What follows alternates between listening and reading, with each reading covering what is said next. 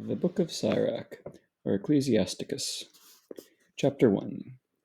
All wisdom comes from the Lord, and with him it remains forever. The sand of the seashore, the drops of rain, the days of eternity, who can number these? Heaven's height, earth's breadth, the depths of the abyss, who can explore these? Before all things else, wisdom was created, and prudent understanding from eternity. To whom has wisdom's root been revealed? Who knows her subtleties? There is but one wise and truly awe-inspiring, seated upon his throne. It is the Lord. He created her. He has seen her and taken note of her. He has poured her forth upon all his works, upon every living thing according to his bounty. He has lavished her upon his friends. Fear of the Lord is glory and splendor, gladness and a festive crown. Fear of the Lord warms the heart, giving gladness and joy and length of days. He who fears the Lord will have a happy end. Even on the day of his death he will be blessed. The beginning of wisdom is fear of the Lord, which is formed with the faithful in the womb. With devoted men she was created from of old, and with their children her benefice abides. Fullness of wisdom is fear of the Lord. She inebriates men with her fruits. Her entire house she fills with choice foods, her granaries with her harvest. Wisdom's garland is fear of the Lord, with blossoms of peace and perfect health. Knowledge and full understanding she showers down. She heightens the glory of those who possess her. The root of wisdom is fear of the Lord. Her branches are length of days. One cannot justify unjust anger. Anger plunges a man to his downfall. A patient man needs stand firm but for a time, and then contentment comes back to him. For a while he holds back his words, then the lips of many herald his wisdom. Among wisdom's treasures is the paragon of prudence, but fear of the Lord is an abomination to the sinner. If you desire wisdom, keep the commandments, and the Lord will bestow her upon you. For fear of the Lord is wisdom and culture. Loyal humility is his delight. Be not faithless to the fear of the Lord, nor approach it with duplicity of heart. Play not the hypocrite before men. Wherever your lips keep watch. Exalt not yourself, lest you fall and bring upon you dishonor. For then the Lord will reveal your secrets and publicly cast you down, because you approached the fear of the Lord with your heart full of guile. Chapter 2. My son, when you come to serve the Lord, prepare yourself for trials. Be sincere of heart and steadfast, undisturbed in time of adversity. Cling to him, forsake him not. Thus will your future be great. Accept whatever befalls you. In crushing misfortune, be patient. For in fire gold is tested, and worthy men in the crucible of humiliation. Trust God, and he will help you. Make straight your ways, and hope in him. You who fear the Lord, wait for his mercy. Turn not away, lest you fall. You who fear the Lord, trust him, and your reward will not be lost. You who fear the Lord, hope for good things, for lasting joy and mercy. Study the generations long past and understand. Has anyone hoped in the Lord and been disappointed? Has anyone persevered in his fear and been forsaken? Has anyone called upon him and been rebuffed? Compassionate and merciful is the Lord. He forgives sins, he saves in time of trouble.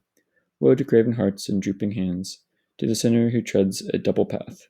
Woe to the faint of heart who trust not, who therefore will have no shelter. Woe to you who have lost hope. What will you do at the visitation of the Lord? Those who fear the Lord disobey not his words. Those who love him keep his ways. Those who fear the Lord seek to please him. Those who love him are filled with his law.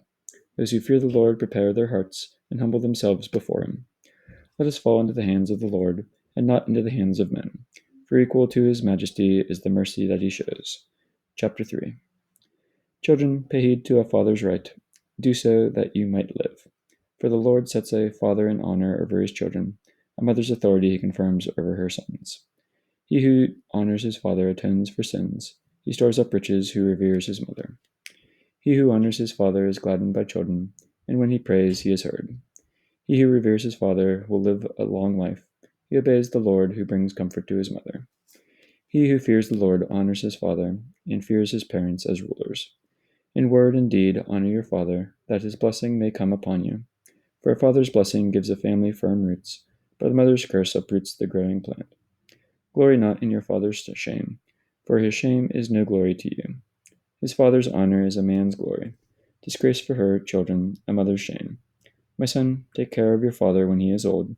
Grieve him not as long as he lives. Even if his mind fail, be considerate with him. Revile him not in the fullness of your strength.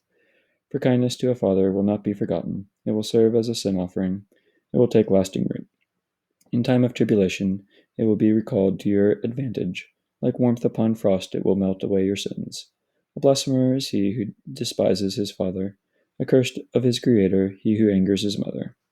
My son, conduct your affairs with humility, and you will be loved more than a giver of gifts. Humble yourself the more, the greater you are, and you will find favor with God. For great is the power of God, by the humble he is glorified. What is too sublime for you, seek not. Into things beyond your strength, search not. What is committed to you, attend to, for what is hidden is not your concern. With what is too much for you, meddle not, when shown things beyond human understanding. Their own opinion has misled many, and false reasoning unbalanced their judgment. Where the pupil of the eye is missing, there is no light, and where there is no knowledge, there is no wisdom. A stubborn man will fare badly in the end, and he who loves danger will perish in it. A stubborn man will be burdened with sorrow, a sinner will heap sin upon sin. For the affliction of the proud man there is no cure. He is the offshoot of an evil plant. The mind of a sage appreciates proverbs, and an attentive ear is the wise man's joy. Water quenches a flaming fire, and alms atone for sins. He who does a kindness is remembered afterward. When he falls, he finds a support. Chapter 4. My son, rob not the poor man of his livelihood. Force not the eyes of the needy to turn away. A hungry man grieve not, a needy man anger not. Do not exasperate the downtrodden. Delay not to give to the needy. A beggar in distress do not reject. Avert not your face from the poor. From the needy turn not your eyes. Give no man reason to curse you. For if in the bitterness of his soul he curse you, his Creator will hear his prayer. Endear yourself to the assembly. Before a ruler, bow your head. Give a hearing to the poor man, and return his greeting with courtesy. Deliver the oppressed from the hand of the oppressor. Let not justice be repugnant to you. To the fatherless be as a father, and help their mother as a husband would. Thus you will be like a son to the Most High, and he will be more tender to you than a mother. Wisdom instructs her children, and admonishes those who seek her. He who loves her loves life. Those who seek her out win her favor. He who holds her fast inherits glory. Wherever he dwells, the Lord bestows blessings. Those who serve her serve the Holy One. Those who love her, the Lord loves. He who obeys her judges nations. He who hearkens to her dwells in her inmost chambers. If one trusts her, he will possess her. His descendants too will inherit her. She walks with him as a stranger, and at first she puts him to the test. Fear and dread she brings upon him, and tries him with her discipline. With her precepts she puts him to the proof, until his heart is fully with her. Then she comes back to bring him happiness, and reveal her secrets to him. But if he fails her, she will abandon him, and deliver him into the hands of despoilers. Use your time well, guard yourself from evil, and bring upon yourself no shame. There is a sense of shame laden with guilt, and a shame that merits honor and respect. Show no favoritism to your own discredit. Let no one intimidate you to your own downfall. Refrain not from speaking at the proper time, and hide not away your wisdom. For it is through speech that wisdom becomes known, and knowledge through the tongue's rejoinder. Never gainsay the truth, and struggle not against the rushing stream. Be not ashamed to acknowledge your guilt, but of your ignorance rather be ashamed. Do not abuse yourself before an impious man, nor refuse to do so before rulers. Even to the death fight for truth, and the Lord your God will battle for you. Be not surly in your speech, nor lazy and slack in your deeds. Be not a lion at home, nor sly and suspicious at work. Let not your hand be open to receive, and clenched when it is time to give. Chapter 5. Rely not on your wealth. Say not, I have the power. Rely not on your strength in following the desires of your heart. Say not, who can prevail against me? For the Lord will exact punishment. The punishment. Say not, I have sinned, yet what has befallen me? For the Lord bides his time. Of forgiveness be not overconfident, adding sin upon sin. Say not, Great is his mercy, my many sins he will forgive. For mercy and anger alike are with him. Upon the wicked alights his wrath. Delay not your conversion to the Lord. Put it not off from day to day. For suddenly his wrath flames forth. At the time of vengeance you will be destroyed. Rely not upon deceitful wealth, for it will be no help on the day of wrath. Winnow not in every wind, and start not off in every direction. Be consistent in your thoughts, steadfast be your words. Be swift to hear, but slow to answer. If you have the knowledge, answer your neighbor. If not, put your hand over your mouth. Honor and dishonor through talking. A man's tongue can be his downfall. Be not called a detractor. Use not your tongue for calamity. For shame has been created for the thief, and the reproach of his neighbor for the double-tongued. Chapter 6. Say nothing harmful, small or great. Be not a foe instead of a friend. A bad name and disgrace will you acquire, for the evil man with double tongue. Fall not into the grip of desire, lest like fire it consume your strength.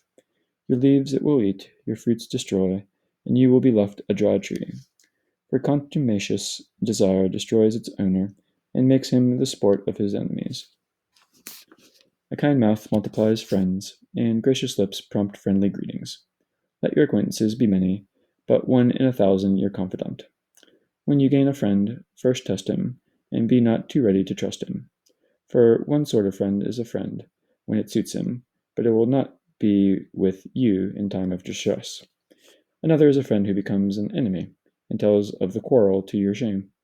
Another is a friend, a boon companion, who will not be with you when sorrow comes.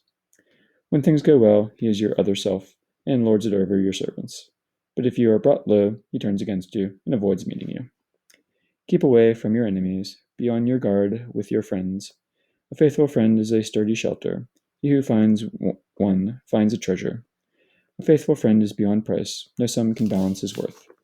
A faithful friend is a life-saving remedy, such as he who fears God finds. For he who fears God behaves accordingly, and his friend will be like himself.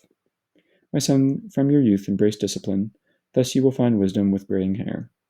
As though plowing and sowing, draw close to her, then await her bountiful crops. For in cultivating her you will labor but little, and soon you will eat of her fruits. How irksome she is to the unruly! The fool cannot abide her. She will be like a burdensome stone to test him, and he will not delay in casting her aside. For discipline is like her name. She is not accessible to many. Listen, my son, and heed my advice. Refuse not my counsel.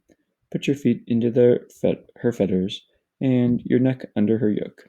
Stoop and shoulder and carry her, and be not irked at her bonds. With all your soul draw close to her. With all your strength keep her ways. Search her out, discover her, seek her, and you will find her. Then, when you have her, do not let her go. Thus will you afterward find rest in her, and she will become your joy. Her fetters will be your throne of majesty, her bonds your purple cord. You will wear her as your robe of glory, bear her as your splendid crown. My son, if you wish, you can be taught. If you apply yourself, you will be shrewd. You are willing to listen, you will learn. If you are willing to listen, you will learn. If you give heed, you will be wise. Frequent the company of elders. Whoever is wise, stay close to him. Be eager to hear every godly discourse. Let no wise saying escape you. If you see a man of prudence, seek him out. Let your feet wear away his doorstep. Reflect on the precepts of the Lord. Let his commandments be your constant meditation. Then he will enlighten your mind, and the wisdom you desire he will grant. Chapter 7. Do no evil, and evil will not overtake you. Avoid wickedness, and it will turn aside from you. Sow not in the furrows of injustice, lest you harvest it sevenfold. Seek not from the Lord authority, nor from the king a place of honor. Parade not your justice before the Lord, and before the king flaunt not your wisdom. Seek not to become a judge, if you have not strength to root out crime, or you will show favor to the ruler and mar your integrity. Be guilty of no evil before the city's populace, nor disgrace yourself before the assembly. Do not plot to repeat a sin. Not even for one will you go unpunished. Say not, he will appreciate my many gifts. The Most High will accept my offerings. Be not impatient in prayers, and neglect not the giving of alms. Laugh not at an embittered man, be mindful of him who exalts and humbles. Plot not mischief against your brother, nor against your friend and companion. Delight not in telling lie after lie, for it never results in good. Thrust not yourself into the deliberations of princes, and repeat not the words of your prayer. Hate not laborious tasks, nor farming, which was ordained by the Most High. Do not esteem yourself better than your fellows. Remember, his wrath will not delay. More and more humble your pride. What awaits man is worms. Barter not a friend for money, nor a dear brother for the gold of Ophir. Dismiss not a sensible wife. A gracious wife is more precious than corals. Mistreat not a servant who faithfully serves, nor a laborer who devotes himself to his task. Let a wise servant be dear to you as your own self. Refuse him not his freedom. If you have livestock, look after them. If they are dependable, keep them. If you have sons, chastise them. Bend their necks from childhood. If you have daughters, keep them chaste, and be not indulgent to them. Giving your daughter in marriage ends a great task, but give her to a worthy man. If you have a wife, let her not seem odious to you, but where there is ill feeling, trust her not. With your whole heart, honor your father, your mother's birth pangs forget not. Remember, of these parents you were born, what can give them for all they gave you? With all your soul, fear God, revere his priests. With all your strength, love your Creator, forsake not his ministers. Honor God and respect the priest. Give him his portion as you have been commanded. First fruits and contributions, do sacrifices and holy offerings. To the poor man also extend your hand, that your blessing may be complete. Be generous to all the living, and withhold not your kindness from the dead. Avoid not those who weep, but mourn with those who mourn. Neglect not to visit the sick, for these things you will be loved. And whatever you do, remember your last days, and you will never sin. Chapter 8. And contend not with an influential man, lest you fall into his power. Quarrel not with a rich man, lest he pay out the price of your downfall. For gold has dazzled many, and perverts the character of princes. Dispute not with a man of railing speech. Heap no wood upon his fire. Be not too familiar with an unruly man, lest he speak ill of your forebears. Shame not a repentant sinner. Remember, we are all guilty. Insult no man when he is old, for some of us too will grow old. Rejoice not when a man dies. Remember, we are all to die. Spurn not the discourse of the wise, but acquaint yourself with their proverbs. From them you will acquire the training to serve in the presence of princes. Reject not the tradition of old men, which they have learned from their fathers. From it you will obtain the knowledge how to answer in time of need. Kindle not the coals of a sinner, lest you be consumed in his flaming fire. Let not the impious man intimidate you. It will set him in ambush against you. Lend not to one more powerful than yourself, and whatever you lend, count it as lost. Go not surety beyond your means. Think any pledge a debt you must pay. Contend not at law with a judge. For he will settle it according to his whim. Travel not with a ruthless man, lest he weigh you down with calamity. For he will go his own way straight, and through his folly you will perish with him. Provoke no quarrel with a quick-tempered man, nor ride with him through the desert, for bloodshed is nothing to him. When there is no one to help you, he will destroy you. Take no counsel with a fool, for he can keep nothing to himself. Before a stranger, do nothing that should be kept secret, for you know not what it will engender. Open your heart to no man, and banish not your happiness. Chapter 9. Be not jealous of the wife of your bosom, lest you teach her to do evil against you. Give no woman power over you to trample upon your dignity. Be not intimate with a strange woman, lest you fall into her snares. With a singing girl be not familiar, lest you be caught in her wiles. Entertain no thoughts against a virgin, lest you be in damages for her. Give not yourself to harlots, lest you surrender your inheritance. Gaze not about the lanes of the city, and wander not through its squares. Avert your eyes from a comely woman. Gaze not upon the beauty of another's wife. Through woman's beauty, many perish. For lust for it burns like fire. With a married woman dine not, recline not at table to drink by her side, lest your heart be drawn to her, and you go down in blood to the grave. Discard not an old friend, for the new one cannot equal him. A new friend is like new wine, which you drink with pleasure only when it has aged. Envy not a sinner's fame, for you know not what disaster awaits him. Rejoice not at a proud man's success. Remember, he will not reach death unpunished. Keep far from the man who has power to kill, and you will not be filled with the dread of death. But if you approach him, offend him not, lest he take away your life. Know that you are stepping among snares and walking over a net. As best you can, take your neighbor's measure and associate with the wise. With the learned be intimate. Let all your conversation be about the law of the Lord. Have just men for your table companions. In the fear of God be your glory. Skilled artisans are esteemed for their deftness, but the ruler of his people is the skilled age. Feared in the city is the man of railing speech, and he who talks rashly is hated. Chapter 10. A wise magistrate lends stability to his people, and the government of a prudent man is well ordered. As the people's judge, so are his ministers. As the head of a city, its inhabitants. A wanton king destroys his people, but a city grows through the wisdom of its princes. Sovereignty over the earth is in the hand of God, who raises up on it the man of the hour. Sovereignty over every man is in the hand of God, who imparts his majesty to the ruler. No matter the wrong, do no violence to your neighbor, and do not walk the path of arrogance. Odious to the Lord and to men is arrogance, and the sin of oppression they both hate. Dominion is transferred from one people to another because of the violence of the arrogant. Why are dust and ashes proud? Even during a life, man's body decays. A slight illness, the doctor jests. A king today, tomorrow he is dead. When a man dies, he inherits corruption, worms and gnats and maggots.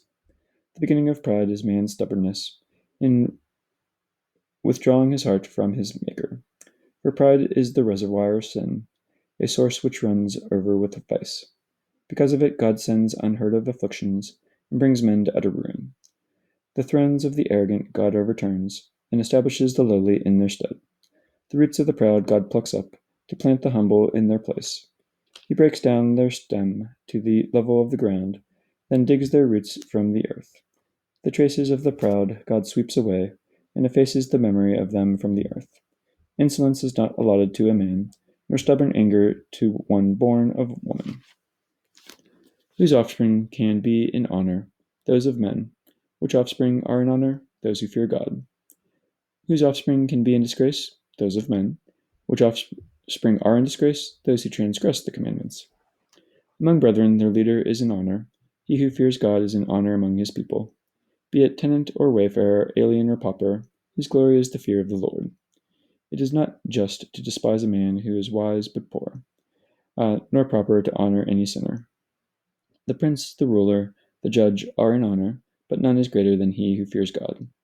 When free men serve a prudent slave, the wise man does not complain. Flaunt not your wisdom in managing your affairs, and boast not in your time of need. Better the worker who has plenty of everything than the boaster who is without bread. My son, with humility have self-esteem. Prize yourself as you deserve. Who will acquit him who condemns himself? Who will honor him who discredits himself? The poor man is honored for his wisdom, and the rich man is honored for his wealth. Honored in poverty, how much more so in wealth? Dishonored in wealth, in poverty, how much the more? The poor man's wisdom lifts his head high, and sets him among princes. Praise not a man for his looks, despise not a man for his appearance. Least is the bee among winged things, but she reaps the choicest of all harvests. Mark not the worn cloak, and gibe at no man's bitter day. For strange are the works of the Lord, hidden from men his deeds.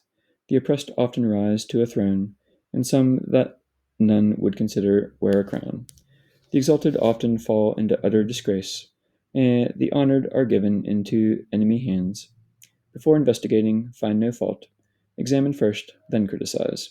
Before hearing, answer not, and interrupt no one in the middle of his speech. Dispute not about what is not your concern.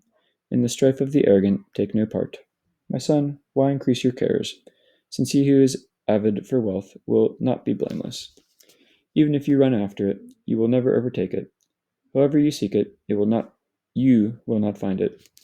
One may toil and struggle and drive, and fall short all the more. Another goes his way a weakling and a failure, with little strength and great misery. If the eyes of the Lord look favorably upon him, he raises him free of the vile dust, lifts up his head, and exalts him, to the amazement of the many. Good and evil, life and death, poverty and riches are from the Lord. Wisdom and understanding and knowledge of affairs, love and virtuous paths are from the Lord. Error and darkness were formed with sinners from their birth, and evil grows old with evildoers. The Lord's gift remains with the just, his favor brings continued success. A man may become rich through a miser's life, and this is his allowed reward. When he says, I have found rest, now I will feast on my possessions, he does not know how long it will be till he dies and leaves them to others. My son, hold fast to your duty, busy yourself with it. Grow old while doing your task. Admire not how sinners live, but trust in the Lord and wait for his light. For it is easy with the Lord, suddenly in an instant, to make a poor man rich. God's blessing is the lot of the just man, and in due time his hopes bear fruit. Say not, what do I need? What further pleasure can be mine? Say not, I am independent. What harm can come to me now?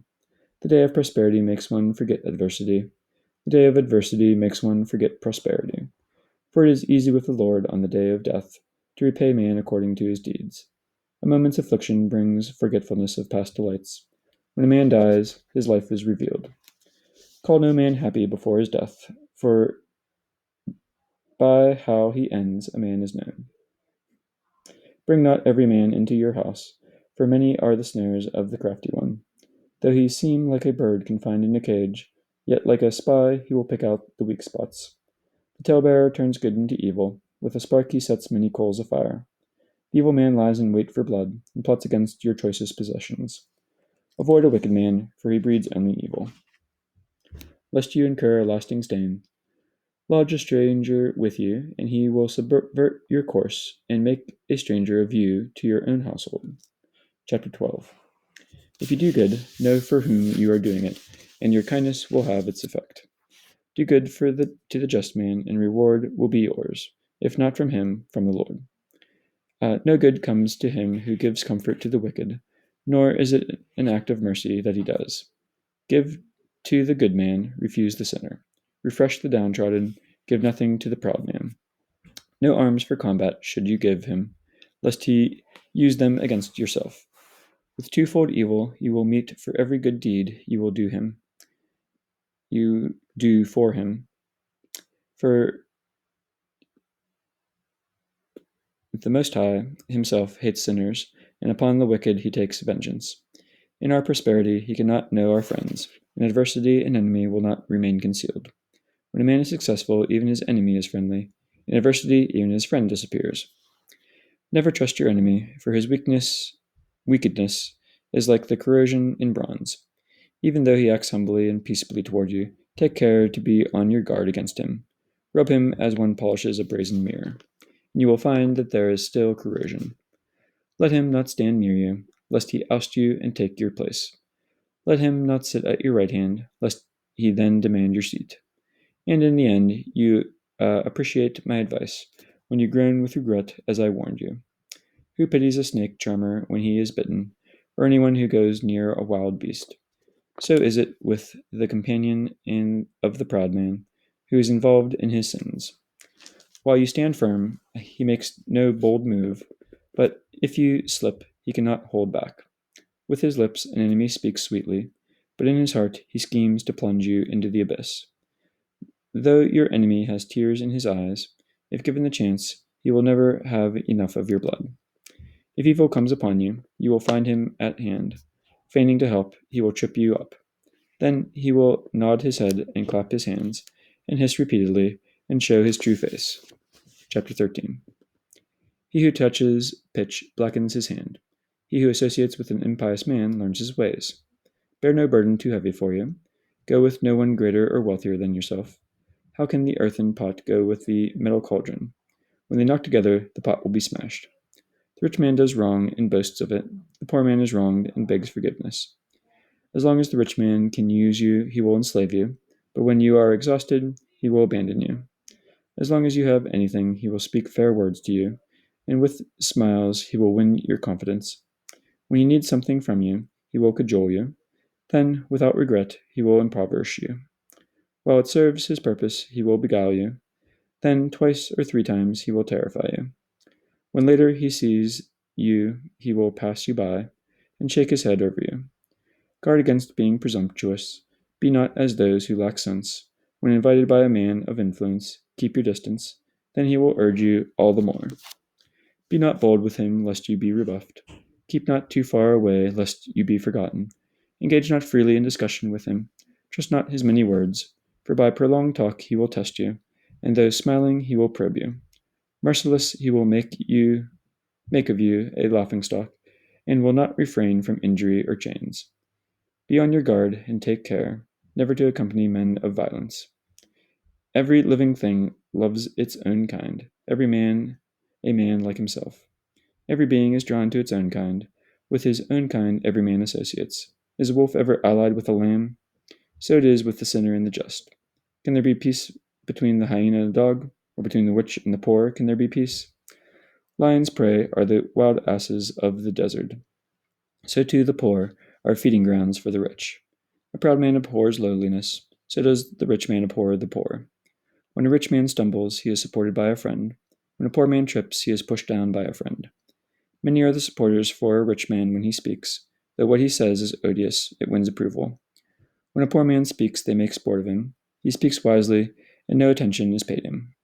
A rich man speaks, and all are silent. His wisdom they extol to the clouds. A poor man speaks, and they say, "Who is that?" If he slips, they cast him down.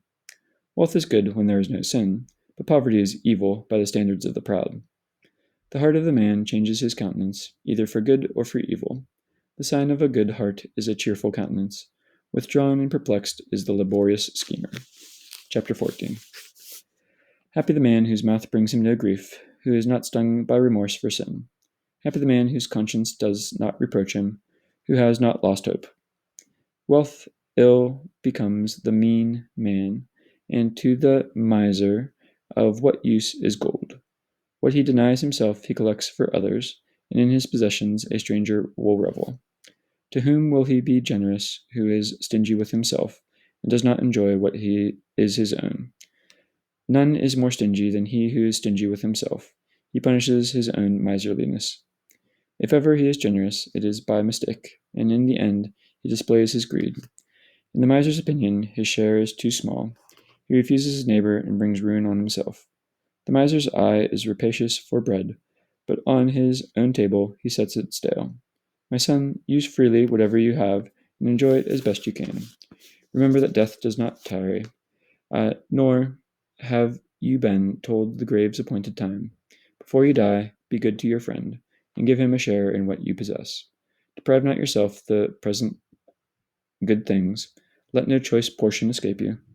Will you not leave your riches to others, and your earnings to be divided by lot? Give, take, and treat yourself well, for in the netherworld there are no joys to seek. All flesh grows old, like a garment. The age-old law is, all must die. As with the leaves that grow on a vigorous tree, one falls off and another sprouts. So with the generations of flesh and blood, one dies and another is born. All man's works will perish and decay, and his handiwork will follow after him. Happy the man who meditates on wisdom, and reflects on knowledge, who ponders her ways in his heart, and understands her paths, who pursues her like a scout, and lies in wait at her entryway, who peeps through her windows and listens at her doors, who encamps near her house, and fastens his tent pegs next to her walls, who pitches a tent beside her, and lives as her welcome neighbor, who builds his nest in her leafage, and lodges in her branches, who takes shelter with her from the heat, and dwells in her home. Chapter 15. He who fears the Lord will do this. He who is practiced in the law will come to wisdom. Mother-like she will meet him. Like a young bride she will embrace him. Nourish him with the bread of understanding, and give him the water of learning to drink. He will lean upon her and not fall. He will trust in her and not be put to shame. She will exalt him above his fellows. In the assembly she will make him eloquent. Joy and gladness he will find, an everlasting name inherit. Worthless men will not attain to her. Haughty men will not behold her. Far from the impious is she, not to be spoken of by liars. Unseemly is praise on a sinner's lips, for it is not accorded to him by God. But praise is offered by the wise man's tongue. Its rightful steward will proclaim it. Say not, it was God's doing that I fell away, for what he hates he does not do. Say not, it was he who set me astray, for he has no need of wicked men. Abominable wickedness the Lord hates. He does not let it befall those who fear him. When God, in the beginning, created man, he made him subject to his own free choice. If you choose, you can keep the commandments. It is loyalty to do his will. There are set before you fire and water. To whichever you choose, stretch forth your hand. Before man and life are death.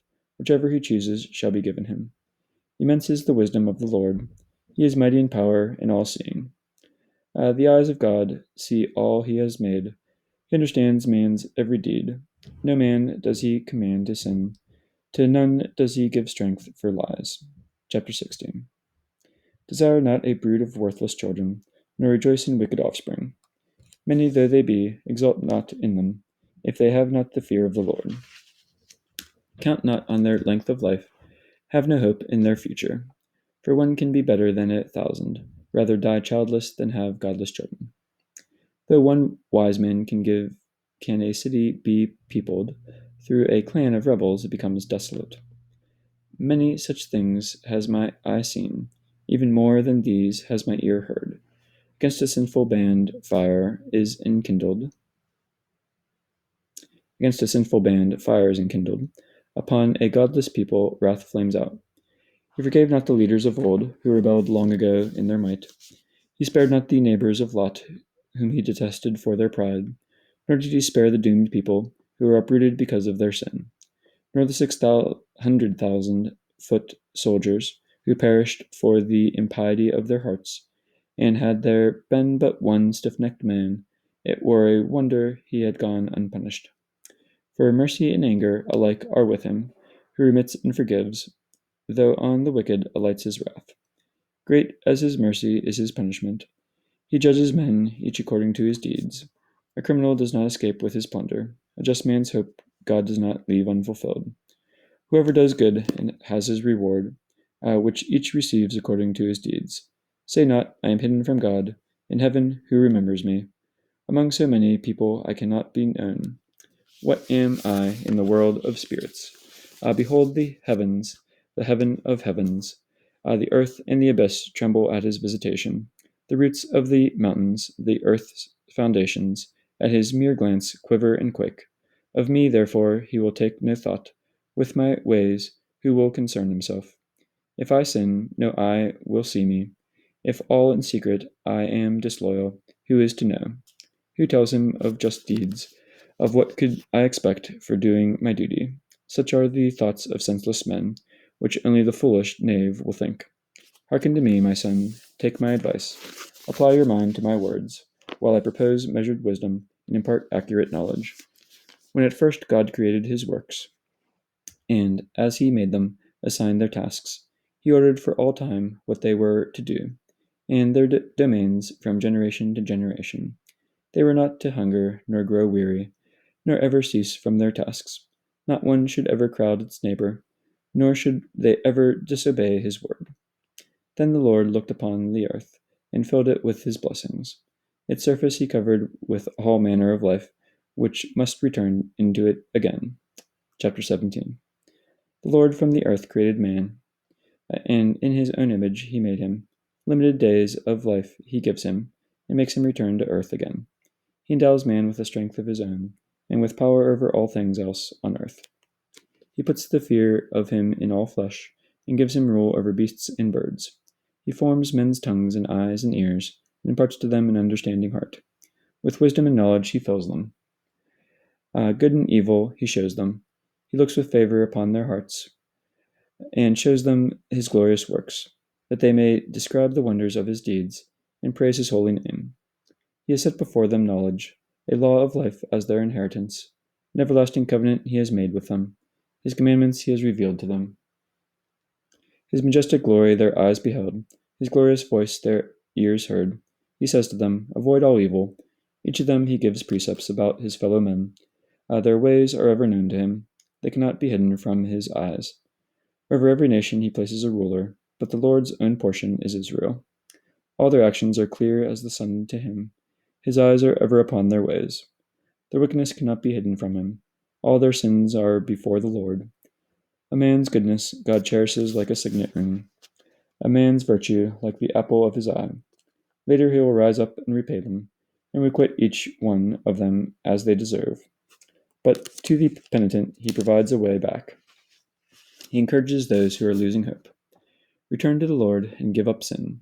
Pray to him and make your offenses few. Turn again to the Most High and away from sin. Hate intensely what he loathes. Who in the netherworld can glorify the Most High, in place of the living who offer their praise? No more can the dead give praise than those who have never lived. They glorify the Lord who are alive and well. How great the mercy of the Lord! His forgiveness of those who return to him. The like cannot be found in men, for not immortal is any son of man. Is anything brighter than the sun? Yet it can be eclipsed. How obscure, then, the thoughts of flesh and blood!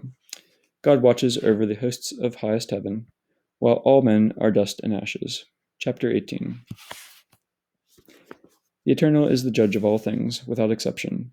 The Lord alone is just, whom he has made equal to describing his works, and who can probe his mighty deeds. Who can measure his majestic power, or exhaust the tale of his mercies?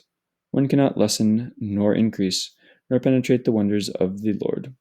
When a man ends, he is only beginning, and when he stoops, he is still bewildered. What is man? Of what worth is he? The good, the evil in him, what are these? The sum of a man's days is great, if it reaches 100 years. Like a drop of sea water, like a grain of sand, so are these few years among the days of eternity. That is why the Lord is patient with men, and showers upon them his mercy. He sees and understands that their death is grievous, and so he forgives them all the more. Man may be merciful to his fellow man, but the Lord's mercy reaches all flesh. Reproving, admonishing, teaching, as a shepherd guides his flock, merciful to those who accept his guidance, are who are diligent in his precepts. My son, to your charity add no reproach, nor spoil any gift by harsh words. Like dew that abates a burning wind, so does a word improve a gift. Sometimes the word means more than the gift. Both are offered by a kindly man. Only a fool upbraids before giving. A grudging gift wears out the expectant eyes. Be informed before speaking. Before sickness, prepare the cure. Before you are judged, seek merit for yourself, and at the time of visitation you will have a ransom. Before you have fallen, humble yourself. When you have sinned, show repentance. Delay not to forsake sins. Neglect it not till you are in distress. Let nothing prevent the prompt payment of your vows. Wait not to fulfill them when you are dying. Before making a vow, have the means to fulfill it. Be not one who tries the Lord. Think of wrath in the day of death, the time of vengeance when he will hide his face. Remember the time of hunger and the time of plenty, poverty and want in the day of wealth. Between morning and evening the weather changes. Before the Lord all things are fleeting.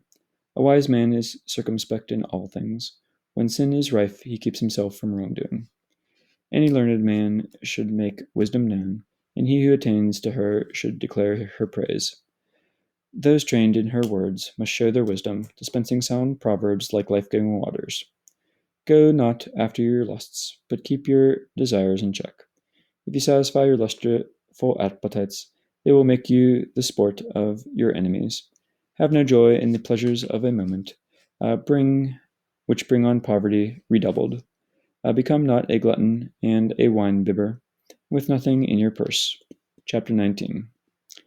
He who does so grows no richer. He who wastes the little he has will be stripped bare. Wine and women make the mind giddy, and the companion of harlots becomes reckless. He who lightly trusts in them has no sense, and he who strays after them sins against his own life. Rottenness and worms will possess him, for contumacious desire destroys its owner. He who gloats over evil will meet with evil, and he who repents repeats an evil report has no sense. Never repeat gossip, and you will not be reviled. Tell nothing to friend or foe. If you have a fault, reveal it not. For he who hears it will hold it against you, and in time become your enemy. Let anything you hear die within you. Be assured it will not make you burst.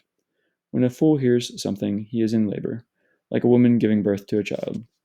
Like an arrow lodged in a man's thigh is gossip in the breast of a fool. Admonish your friend, he may not have done it, and if he did, that he may not do it again. Admonish your neighbor, he may not have said it, and if he did, that he may not say it again. Admonish your friend, often it may be slander. Every story you must not believe. Then, too, a man can slip and not mean it, who has not sinned with his tongue. Admonish your neighbor before you break with him. Thus you will fulfill the law of the Most High. All wisdom is fear of the Lord. Perfect wisdom is the fulfillment of the law. The knowledge of wickedness is not wisdom, nor is there prudence in the counsel of sinners. There is a shrewdness that is detestable, while the simple man may be free from sin.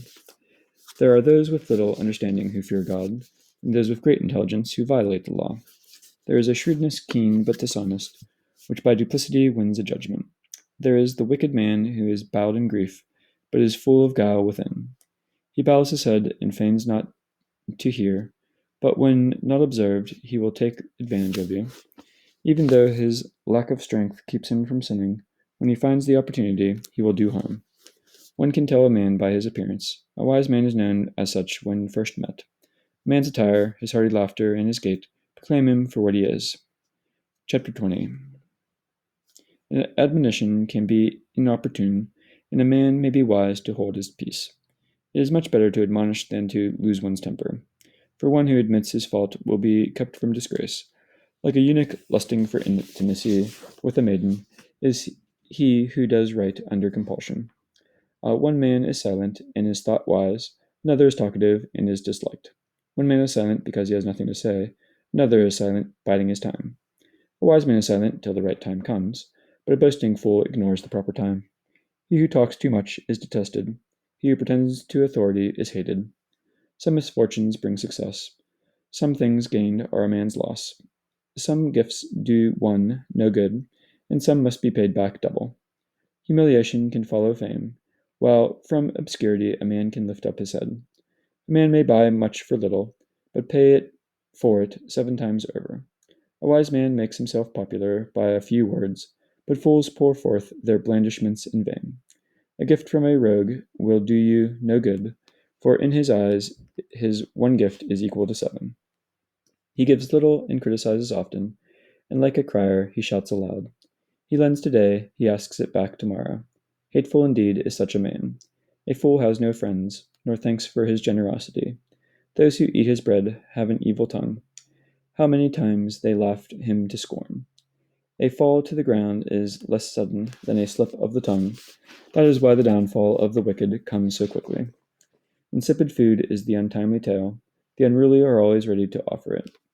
A proverb when spoken by a fool is unwelcome, for he does not utter it at the proper time. A man through want may be unable to sin, yet in this tranquillity he cannot rest. One may lose his life through shame, and perish through a fool's intimidation. A man makes a promise to a friend out of shame, and has him for his enemy needlessly. A lie is a foul blot in a man, yet it is constantly on the lips of the unruly. Better a thief than an inveterate liar, yet both will suffer disgrace. A liar's way leads to dishonor. His shame remains ever with him. A wise man advances himself by his words. A prudent man pleases the great. He who works his land has abundant crops. He who pleases the great is pardoned his faults. Favors and gifts blind the eyes. Like a muzzle over the mouth, they silence reproof. Hidden wisdom and unseen treasure, of what value is either? Better the man who hides his folly than the one who hides his wisdom. Chapter 21. My son, if you have sinned, do so no more, and for your past sins pray to be forgiven. Flee from sin as from a serpent. That will bite you if you go near it. Its teeth are lion's teeth, destroying the souls of men. Every offense is a two-edged sword. When it cuts, there can be no healing. Violence and arrogance wipe out wealth. so too a proud man's home is destroyed. Prayer from a poor man's lips is heard at once, and justice is quickly granted him. He who hates correction walks the sinner's path, but he who fears the Lord repents in his heart. Widely known is the boastful speaker, but the wise man knows his own faults. He who builds his house with another's money is collecting stones for his funeral mound. A band of criminals is like a bundle of tow. They will end in a flaming fire. The path of sinners is smooth stones that end in the depths of the netherworld. He who keeps the law controls his impulses. He who is perfect in fear of the Lord has wisdom. He can never be taught, he who is not shrewd, but one form of shrewdness is thoroughly bitter. A wise man's knowledge wells up in a flood, and his counsel like a living spring. A fool's mind is like a broken jar, no knowledge at all can it hold. When an intelligent man hears words of wisdom, he approves them and adds to them. The wanton hears them with scorn and casts them behind his back. A fool's chatter is like a load on a journey, but there is charm to be found. Upon the lips of the wise, the views of a prudent man are sought in an assembly, and his words are considered with care. Like a house in ruins is wisdom to a fool. A stupid man knows it only as inscrutable words. Like fetters on the legs is learning to a fool, like a manacle on his right hand. A fool raises his voice in laughter, but a prudent man at most smiles gently. Like a chain of gold is leaning to a wise man, like a bracelet on his right arm. The fool steps boldly into a house, while the well-bred man remains outside. A boor peeps through the doorway of a house, but a cultured man keeps his glance cast down. It is rude for one to listen at the door. A cultured man would be overwhelmed by the disgrace of it. The lips of the impious talk of what is not their concern, but the words of the prudent are carefully weighed. Fools' thoughts are in their mouths. Wise men's words are in their hearts. When a godless man curses his adversary, he really curses himself. A slanderer besmirches himself and is hated by his neighbors. Chapter 22. The sluggard is like a stone in the mud. Everyone hisses at his disgrace. The sluggard is like a lump of dung. Whoever touches him wipes his hands.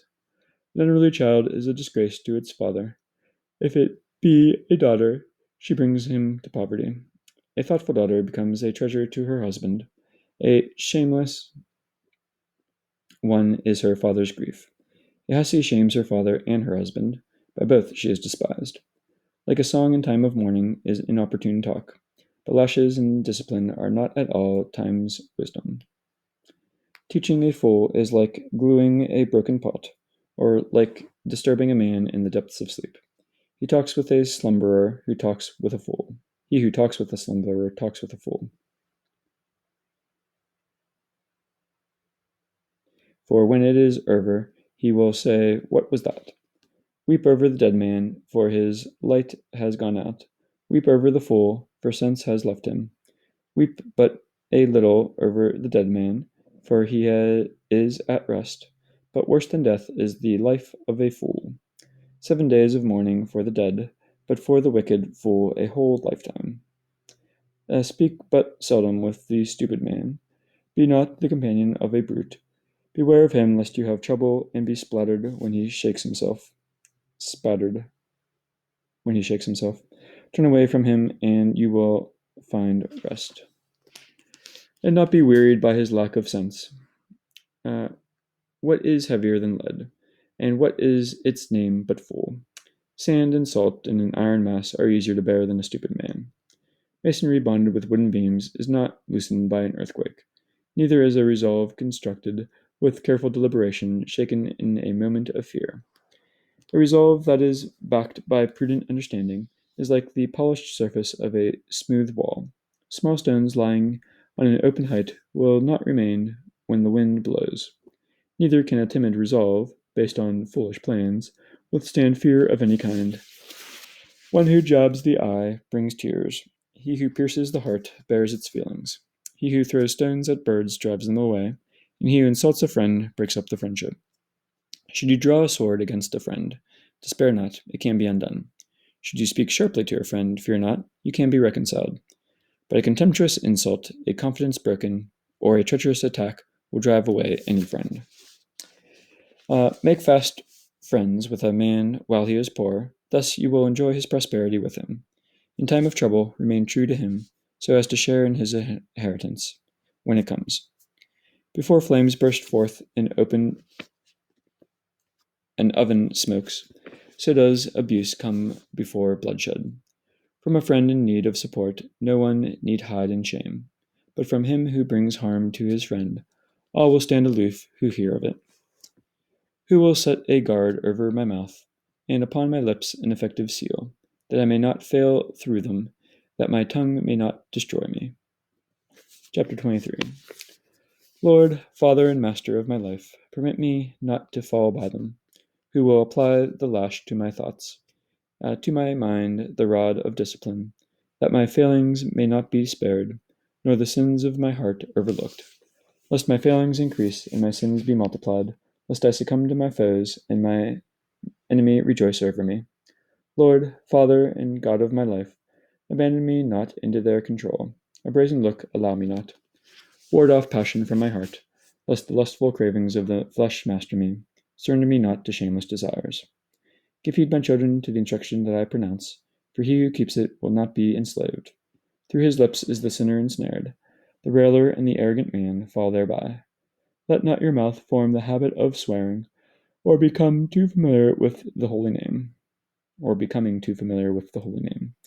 Just as a slave that is constantly under scrutiny will not be without faults, so one who swears continually by the holy name will not remain free from sin.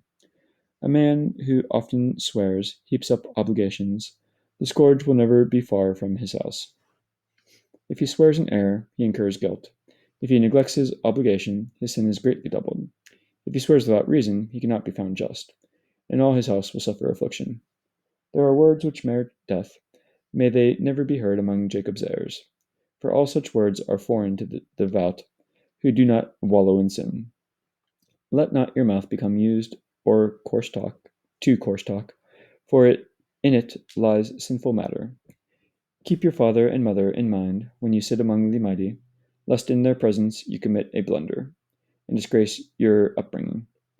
By wishing you had never been born, or cursing the day of your birth, a man who has the habit of abusive language will never mature in character as long as he lives. 2 types of men multiply sins. A third draws down wrath. For burning passion is a blazing fire, not to be quenched till it burns itself out. A man given to sins of the flesh, who never stops until the fire breaks forth. The rake to whom all bread is sweet, and who is never through till he dies. And the man who dishonors his marriage bed, and says to himself, "Who can see me? Darkness surrounds me, walls hide me, no one sees me. Why should I fear to sin?"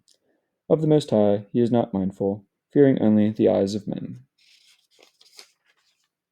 He does not understand that the eyes of the Lord, 10,000 times brighter than the sun, observe every step a man takes, and peer into hidden corners. He who knows all things before they exist, still knows them all after they are made. Such a man will be punished in the streets of the city. When he least expects it, he will be apprehended. So also with the woman who is unfaithful to her husband, and offers as heir her son by a stranger. First, she has disobeyed the law of the Most High. Secondly, she has wronged her husband. Thirdly, in her wanton adultery, she has borne children by another man. Such a woman will be dragged before the assembly, and her punishment will extend to her children. Her children will not take root, her branches will not bring forth fruit. She will leave an accursed memory. Her disgrace will never be blotted out. Thus all who dwell on the earth shall know, and all who inhabit the world shall understand, that nothing is better than the fear of the Lord, nothing more salutary than to obey his commandments. Chapter 24. Wisdom sings her own praises. Before her own people she proclaims her glory. In the assembly of the Most High she opens her mouth. In the presence of the hosts she declares her worth. From the mouth of the Most High I came forth, like mist-like covered the earth. In the highest heavens did I dwell, my throne on a pillar of cloud. The vault of heaven I compassed alone. Through the deep abyss I wandered. Over waves of the sea, over all the land, over every people and nation I held sway. Among all these I sought a resting place, in whose inheritance should I abide. Then the Creator of all gave me his command, and he who formed me chose the spot for my tent, saying, In Jacob make your dwelling, in Israel your inheritance. Before all ages, in the beginning, he created me, and through all ages I shall not cease to be. In the holy tent I ministered before him, and in Zion I fixed my abode. Thus in the chosen city he has given me rest. In Jerusalem he is my domain. I have struck root among the glorious people, in the portion of the Lord, his heritage. Like a cedar on Lebanon, I am raised aloft, like a cypress on Mount Hermon, like a palm tree in Engedi, like a rosebush in Jericho, like a fair olive tree in the field, like a plane growing beside the water, like cinnamon or fragrant balm or precious myrrh, I give forth perfume. Like galbanum and onycha and sweet spices, like the odor of incense in the holy place, I spread out my branches like a terebinth. My branches so bright and so graceful, I bud forth delights like the vine. My blossoms become like fruit fair and rich. Come to me, all you that yearn for me, and be filled with my fruits. You will remember me as sweeter than honey, better to have than the honeycomb. He who eats of me will hunger still. He who drinks of me will thirst for more. He who obeys me will not be put to shame. He who serves me will never fail. All this is true of the book of the Most High's covenant, the law which Moses commanded us, as an inheritance for the community of Jacob. It overflows like the Pishon, with wisdom, like the Tigris in the days of the new fruits. It runs over like the Euphrates with understanding, like the Jordan at harvest time. It sparkles like the Nile with knowledge, like the Gihon at vintage time. The first man never finished comprehending wisdom, nor will the last succeed in fathoming her. For deeper than the sea are her thoughts, her counsels than the great abyss. Now I, like a rivulet from her stream, channeling the waters into a garden, said to myself, I will water my plants, my flower bed I will drench. And suddenly this rivulet of mine became a river, then this stream of mine a sea. Thus do I send my teachings forth, shining like the dawn, to become a known afar off. Thus do I pour out instruction like prophecy, and bestow it on generations to come. With three things I am delighted, for they are pleasing to the Lord and to men: harmony among brethren, friendship among neighbors, and the mutual love of husband and wife. Three things of men I hate: their manner of life I loathe indeed, a proud pauper, a rich dissembler, and an old man lecherous in his dotage. What you have not saved in your youth, how will you acquire it in your old age? How becoming to the gray-haired is judgment, and a knowledge of counsel to those on in years. How becoming to the aged is wisdom, understanding and prudence to the venerable. The crown of the old men is wide experience, their glory the fear of the Lord. There are 9 who come to my mind as blessed, a 10th whom my tongue proclaims: the man who finds joy in his children, and he who lives to see his enemies' downfall. Happy is he who dwells with a sensible wife, and he who plows not like a donkey yoked with an ox.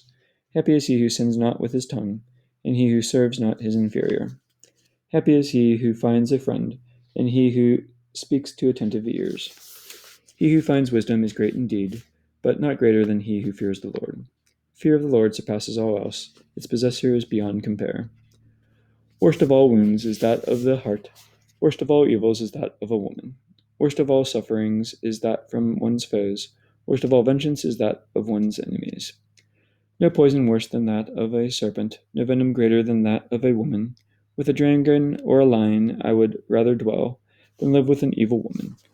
Wickedness changes a woman's looks, and makes her sullen as a female bear.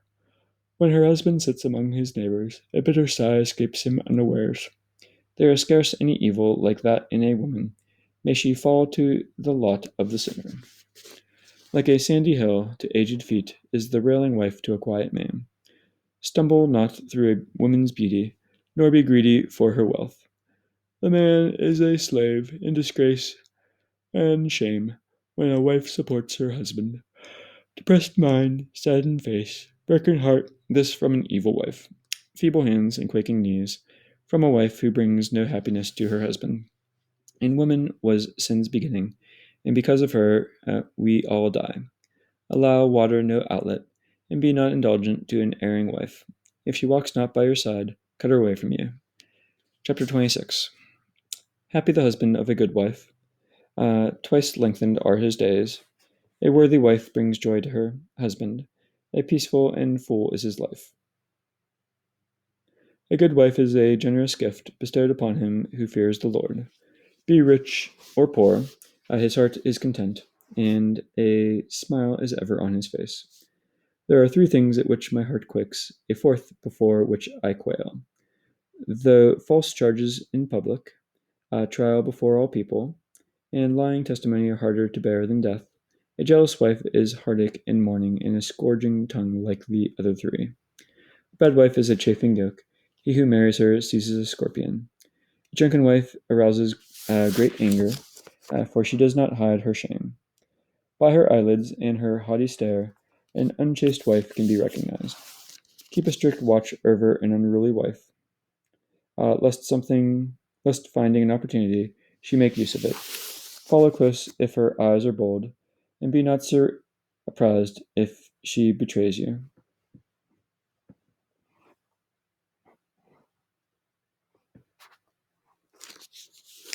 As a thirsty traveler with eager mouth uh, drinks from any water that he finds, so she settles down before every tent peg, and opens her quiver for every arrow. A gracious wife delights in her husband. Her thoughtfulness puts flesh on his bones. A gift from the Lord is her governed speech, and her firm virtue is of surpassing worth. Choicest of blessings is a modest wife, priceless her chaste person. Like the sun rising in the Lord's heavens, the beauty of a virtuous wife is the radiance of her home. Like the light which shines above the holy lampstand, are her beauty of face and graceful figure. Golden columns on silver bases are her shapely limbs and steady feet. These two bring grief to my heart, and the third arouses my horror. A wealthy man reduced to want, illustrious men held in contempt, and the man who passes from justice to sin, for whom the Lord makes ready the sword. A merchant can hardly remain upright, nor a shopkeeper free from sin. Chapter 27. For the sake of profit, many sin, for the struggle for wealth blinds the eyes.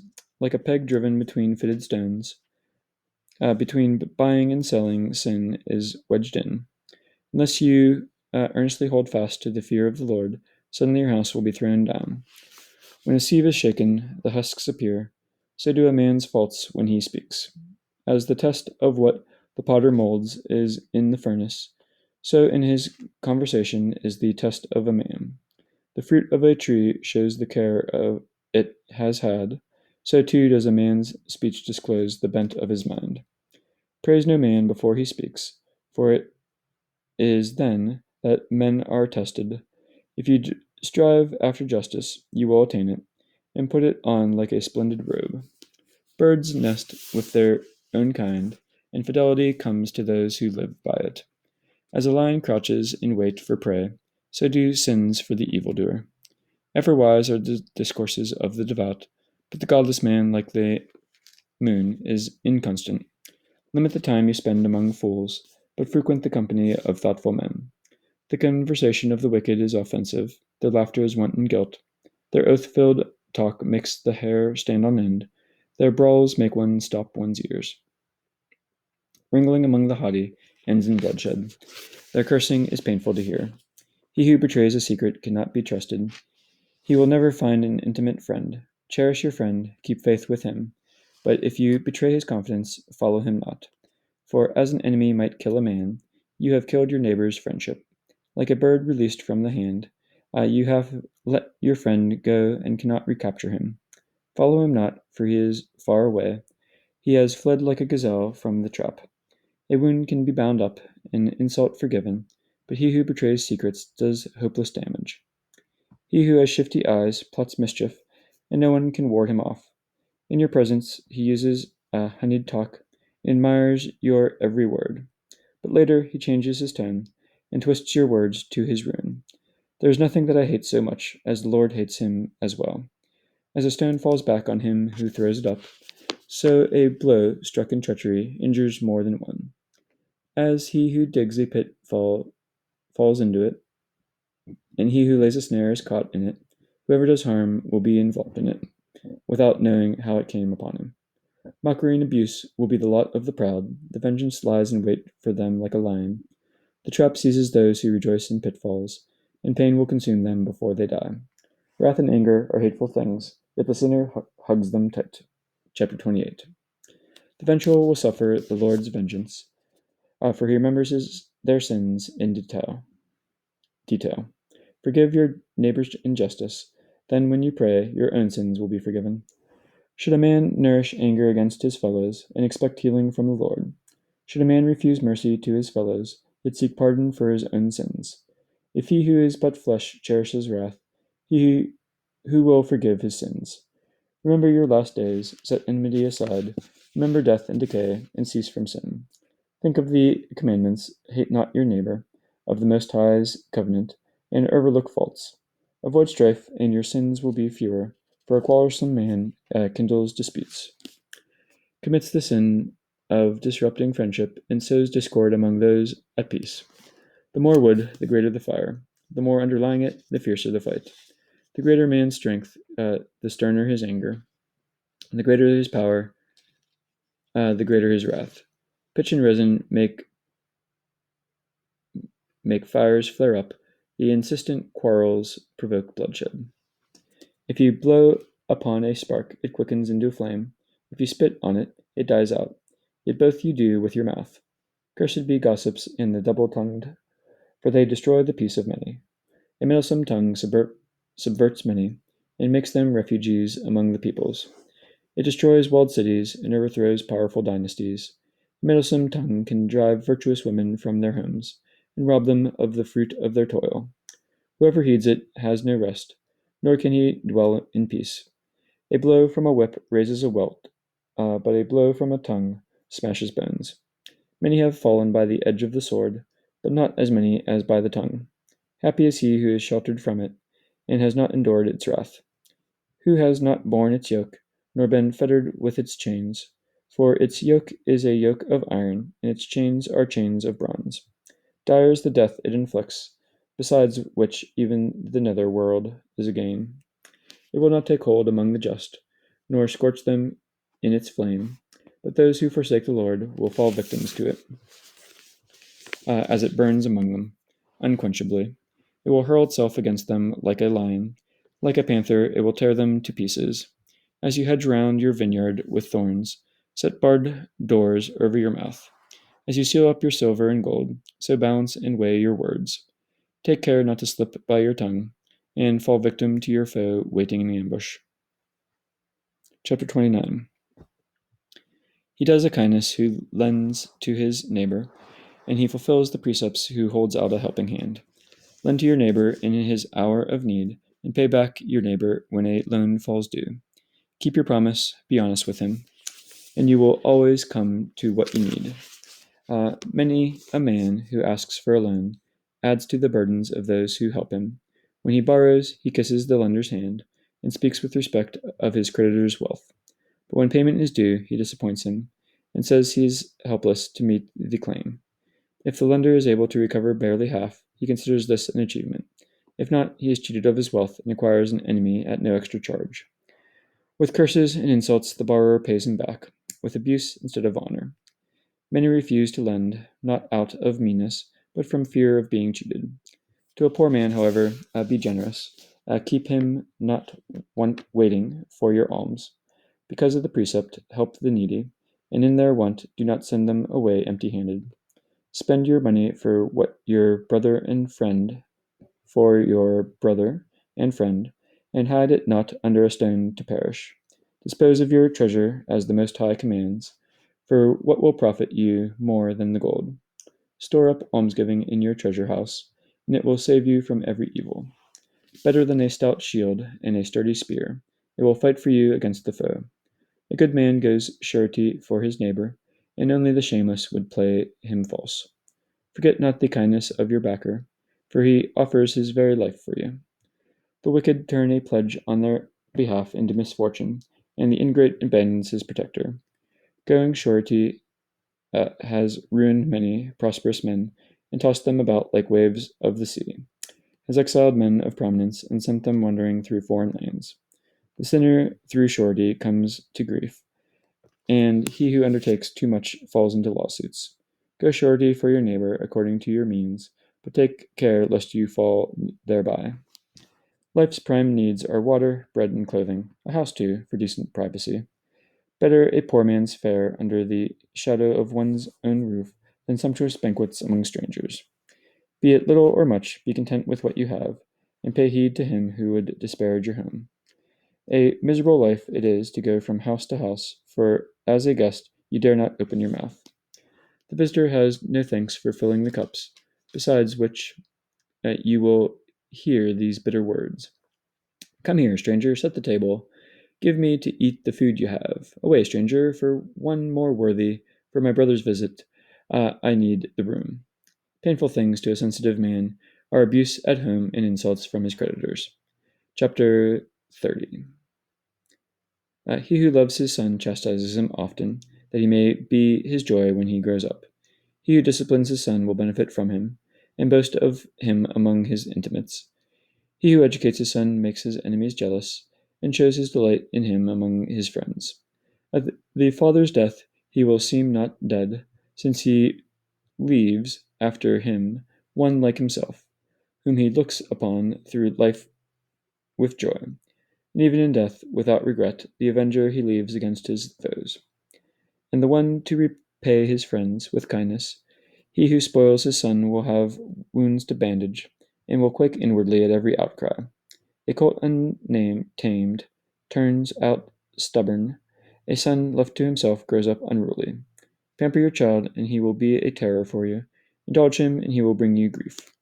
Share not in his frivolity, lest you share in his sorrow. When finally your teeth are clenched in remorse, give him not your own way in his youth, and close not your eyes to his follies. Bend him to the yoke when he is young, thrash his sides while he is still small, lest he become stubborn, disobey you, and leave you disconsolate. Discipline your son, make heavy his yoke, lest his folly humiliate you. Better a poor man, strong and robust, than a rich man with wasted frame. More precious than gold is health and well-being, contentment of spirit than coral. No treasure greater than a healthy body, no happiness than a joyful heart. Preferable is death to a bitter life, unending sleep to constant illness. Dainties set before one who cannot eat are like the offerings placed before a tomb. What good is an offering to an idol that can neither taste nor smell? So it is with the afflicted man who groans at the good things his eyes behold. Do not give in to sadness, torment not yourself with brooding. Gladness of heart is the very life of man. Cheerfulness prolongs his days. Distract yourself, renew your courage, drive resentment far away from you. For worry has brought death to many, nor is there aught to be gained from resentment. Envy and anger shorten one's life. Worry brings on premature old age. One who is cheerful and gay while at table benefits from his food. Chapter 31. Keeping watch over riches wastes the flesh, and the care of wealth drives away the rest. Concern for one's livelihood banishes slumber. More than a serious illness it disturbs repose. A rich man labors to pile up wealth, and his only rest is wanton pleasure. A poor man toils for a meager subsistence, and if ever he rests he finds himself in want. The lover of gold will not be free from sin, for he who pursues wealth is led astray by it. Many have been ensnared by gold, through destruction lay before their eyes. Their destruction lay before their eyes. It is a stumbling block to those who are avid for it, a snare for every fool. Happy the rich man found without fault, who turns not aside after gain. Who is he, that we may praise him? He of all his kindred has done wonders, for he has been tested by gold and come off safe, and this remains his glory. You could have sinned, but did not. You could have done evil, but would not, so that his possessions are secure, and the assembly recounts his praises. If you are dining with a great man, bring not a greedy gullet to his table, nor cry out, "How much food there is here!" Remember that gluttony is evil. No creature is greedier than the eye, therefore it weeps for any cause. Recognize that your neighbor feels as you do, and keep in mind your own dislikes. Toward what he eyes, do not put out a hand, nor reach when he does for the same dish. Behave at table like a favored guest, and be not greedy, lest you be despised. Be the first to stop, as befits good manners. Gorge not yourself, lest you give offense. If there are many with you at table, be not the first to reach out your hand. Does not a little suffice for a well-bred man? When he lies down, it is without discomfort, distress and anguish, and loss of sleep, and restless tossing for the glutton. Moderate eating ensures sound slumber, and a clear mind next day on rising. If perforce you have eaten too much, once you have emptied your stomach, you will have relief. Listen to me, my son, and scorn me not. Later you will find my advice good. In whatever you do, be moderate, and no sickness will befall you. On a man generous with food, blessings are invoked, and this testimony to his goodness is lasting. He who is miserly with food is denounced in public, and this testimony to his stinginess is lasting. Let not wine drinking be the proof of your strength, for wine has been the ruin of many. As the furnace probes the work of the smith, so does wine the hearts of the insolent. Wine is the very life to man, if taken in moderation. Does he really live who lacks the wine, which was created for his joy? Joy of heart, good cheer, and merriment are wine drunk freely at the proper time. Headache, bitterness, and disgrace is wine drunk amid anger and strife. More and more, wine is a snare for the fool. It lessens his strength and multiplies his wounds. Rebuke not your neighbor when wine is served, nor put him to shame while he is merry. Use no harsh words with him, and distress him not in the presence of others. If you are chosen to preside at dinner, be not puffed up, but with the guests be as one of themselves.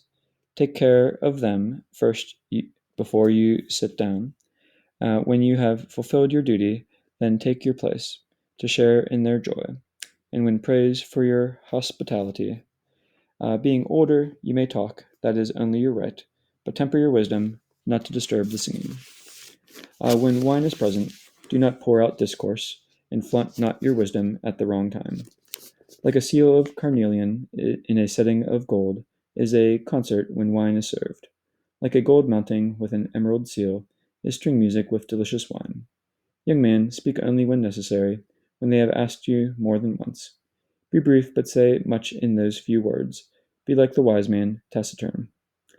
When among your elders, be not forward, and with officials be not too insistent. Like the lightning that flashes before a storm is the esteem that shines on modesty. When it is time to leave, tarry not. Be off for home. There take your ease, and there enjoy doing as you wish. But without sin or words of pride, above all, give praise to your Creator, who showers his favors upon you. He who would find God must accept discipline. He who seeks him obtains his request. He who studies the law masters it, but the hypocrite finds it a trap. His judgment is sound who fears the Lord. Out of obscurity he draws forth a clear path. The sinner turns aside reproof and distorts the law to suit his purpose. The thoughtful man will not neglect direction. The proud and insolent man is deterred by nothing. Do nothing without counsel, and then you need not have no regrets. Go not on a way that is set with snares, and let not the same thing trip you twice. Be not too sure even of small-toed roads. Be careful on all your paths. Whatever you do, be on your guard, for in this way you will keep the commandments. He who keeps the law preserves himself, and he who trusts in the Lord shall not be put to shame. Chapter 33. No evil can harm the man who fears the Lord. Through trials again and again he is safe. He who hates the law is without wisdom, and is tossed about like a boat in the storm. A prudent man trusts in the word of the Lord, and the law is dependable for him as a divine oracle. Prepare your words, and you will be listened to. Draw upon your training, and then give your answer. Like the wheel of a cart is the mind of a fool. His thoughts revolve in circles. A fickle friend is like the stallion that neighs no matter who the rider.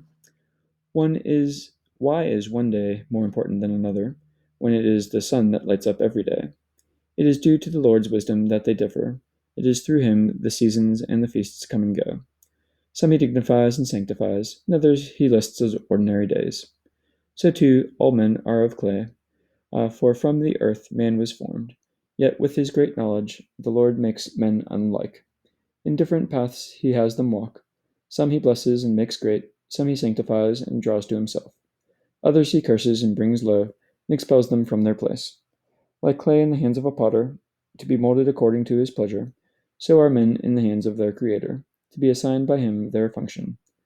As evil contrasts with good, and death with life, so are sinners in contrast with the just. See now all the works of the Most High. They come in pairs, the one the opposite the other.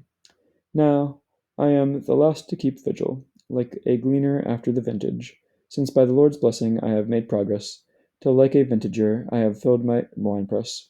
I would inform you that not for myself only have I toiled, but for every seeker after wisdom. Listen to me, O leaders of the multitude, O rulers of the assembly, give ear. Give neither son nor wife, neither brother nor friend, have power, let neither son nor wife, nor neither brother nor friend have power over you as long as you live, while breath of life is still in you. Let no man have dominion over you. Give not to another your wealth, lest then you have to plead with him. Far better that your children plead with you than that you should look to their generosity. Keep control over all your affairs. Let no one tarnish your glory. When your few days reach their limit at the time of death, distribute your inheritance. Fodder and whip and loads for an ass, the yoke and harness, and the rod of his master. Food, correction, and work for a slave. And for a wicked slave, punishment in the stocks.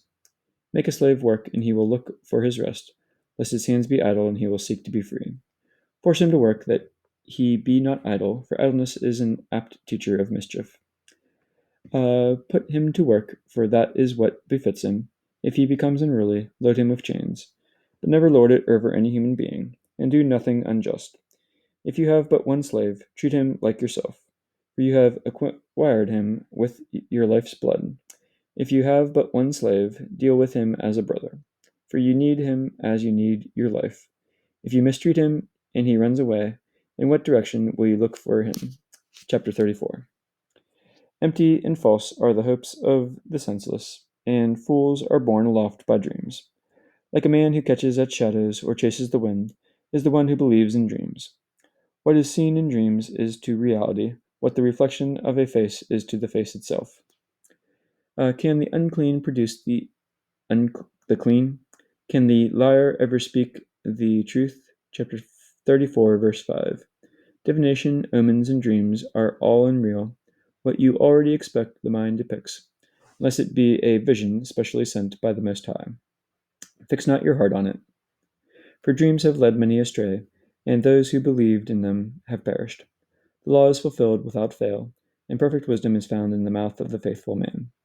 The man with training gains wide knowledge. A man of experience speaks sense. One never put to the proof knows little, whereas one with travel a man adds to his resourcefulness. I have seen much in my travels, learned more than ever I could say. Often I was in danger of death, but by these attainments I was saved. Lively is the courage of those who fear the Lord, for they put their hope in their Savior. He who fears the Lord is never alarmed, never afraid, for the Lord is his hope. Happy the soul that fears the Lord. In whom does he trust, and who is his support? The eyes of the Lord are upon those who love him. He is their mighty shield and strong support.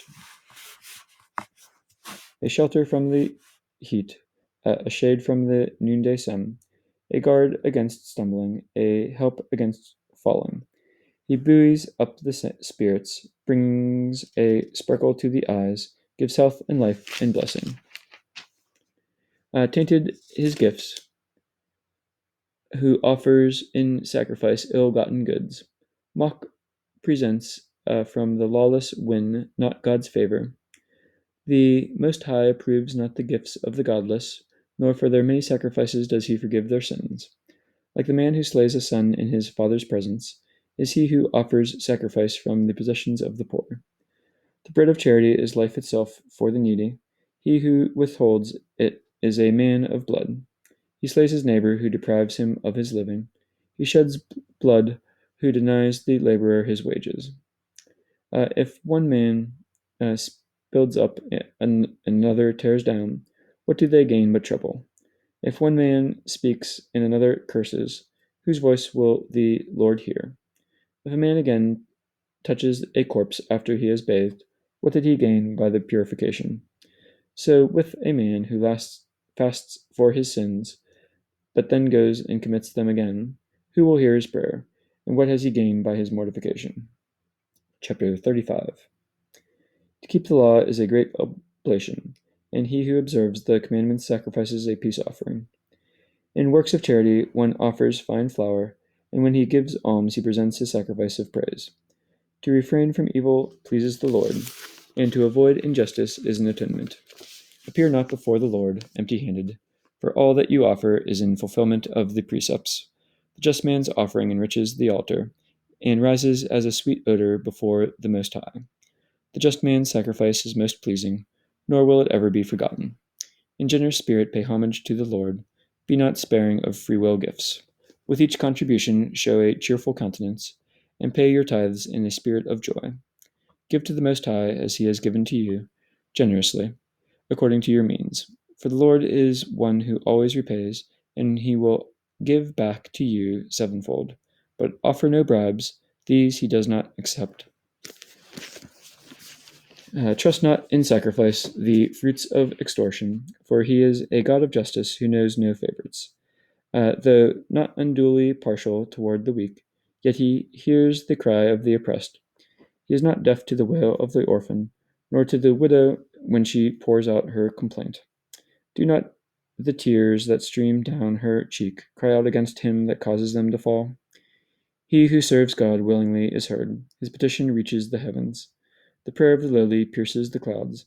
It does not rest till it reaches its goal, nor will it withdraw till the Most High responds, judges justly, and affirms the right.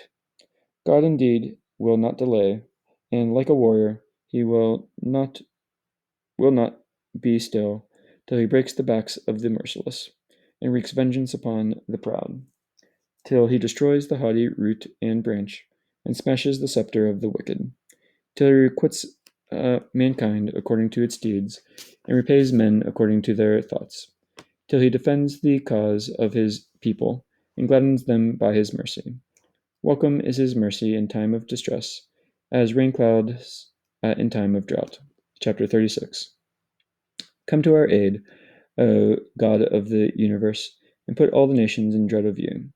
Raise your hand against the heathen, that they may realize your power, as you have used us to show them your holiness. So now use them to show us your glory. Thus they will know, as we know, that there is no God but you. Give new signs and work new wonders. Show forth the splendor of your right hand and arm. Rouse your anger, pour out wrath. Humble the enemy, scatter the foe. Hasten the day, bring on the time. Crush the heads of the hostile rulers. Let raging fire consume the fugitive, and your people's oppressors meet destruction. Gather all the tribes of Jacob, that they may inherit the land as of old. Show mercy to the people called by your name, Israel, whom you named your firstborn. Take pity on your holy city, Jerusalem, your dwelling place. Fill Zion with your majesty, your temple with your glory. Give evidence of your deeds of old. Fulfill the prophecies spoken in your name. I reward those who have hoped in you, and let your prophets be proved true. Hear the prayer of your servants, for you are ever gracious to your people. Thus it will be known to the very ends of the earth that you are the eternal God. The throat can swallow any food, yet some foods are more agreeable than others. As the palate tests meat by its savor, so does a keen mind insincere words. A deceitful character causes grief, but an experienced man can turn the tables on him. Though any man may be accepted as a husband, yet one girl will be more suitable than another. A woman's beauty makes her husband's face light up, for it surpasses all else that charms the eye. And if besides her speech is kindly, his lot is beyond that of mortal men. A wife is her husband's richest treasure, a helpmate, a steadying column. A vineyard with no hedge will be overrun, A man with no wife becomes a homeless wanderer. Who will trust an armed band that shifts from city to city, or a man who has no rest, but lodges where night overtakes him? Chapter 37. Every friend declares his friendship, but there are friends who are friends in name only. Is not a sorrow unto death when your bosom companion becomes your enemy? Alas, my companion, why were you created to blanket the earth with deceit? A false friend will share your joys, but in time of trouble he stands afar off. A true friend will fight with you against the foe, against your enemies. He will be your shield bearer. Forget not your comrade during the battle. Neglect him not when you distribute your spoils. Every counselor points out a way, but some counsel ways of their own. Be on the alert when one proffers advice. Find out first of all what he wants, for he may be thinking of himself alone. Why should the profit befall to him? He may tell you how good your way will be, and then stand by to watch your misfortune. Seek no advice from one who regards you with hostility, and from those who envy you, keep your intentions hidden. Speak not to a woman about her rival, nor to a coward about war, to a merchant about business, to a buyer about value, to a miser about generosity, to a cruel man about mercy, to a lazy man about work, to a seasonal laborer about the harvest, to an idle slave about a great task. Pay no attention to any advice they give.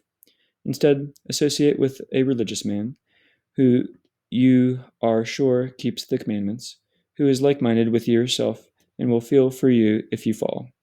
Then too heed your own heart's counsel, for what have you that you can depend on more?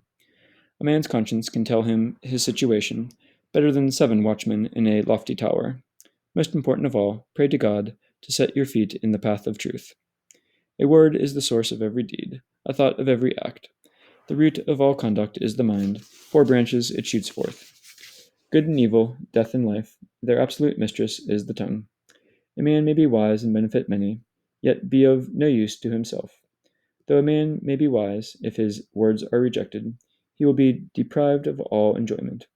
When a man is wise to his own advantage, the fruits of his knowledge are seen in his own person.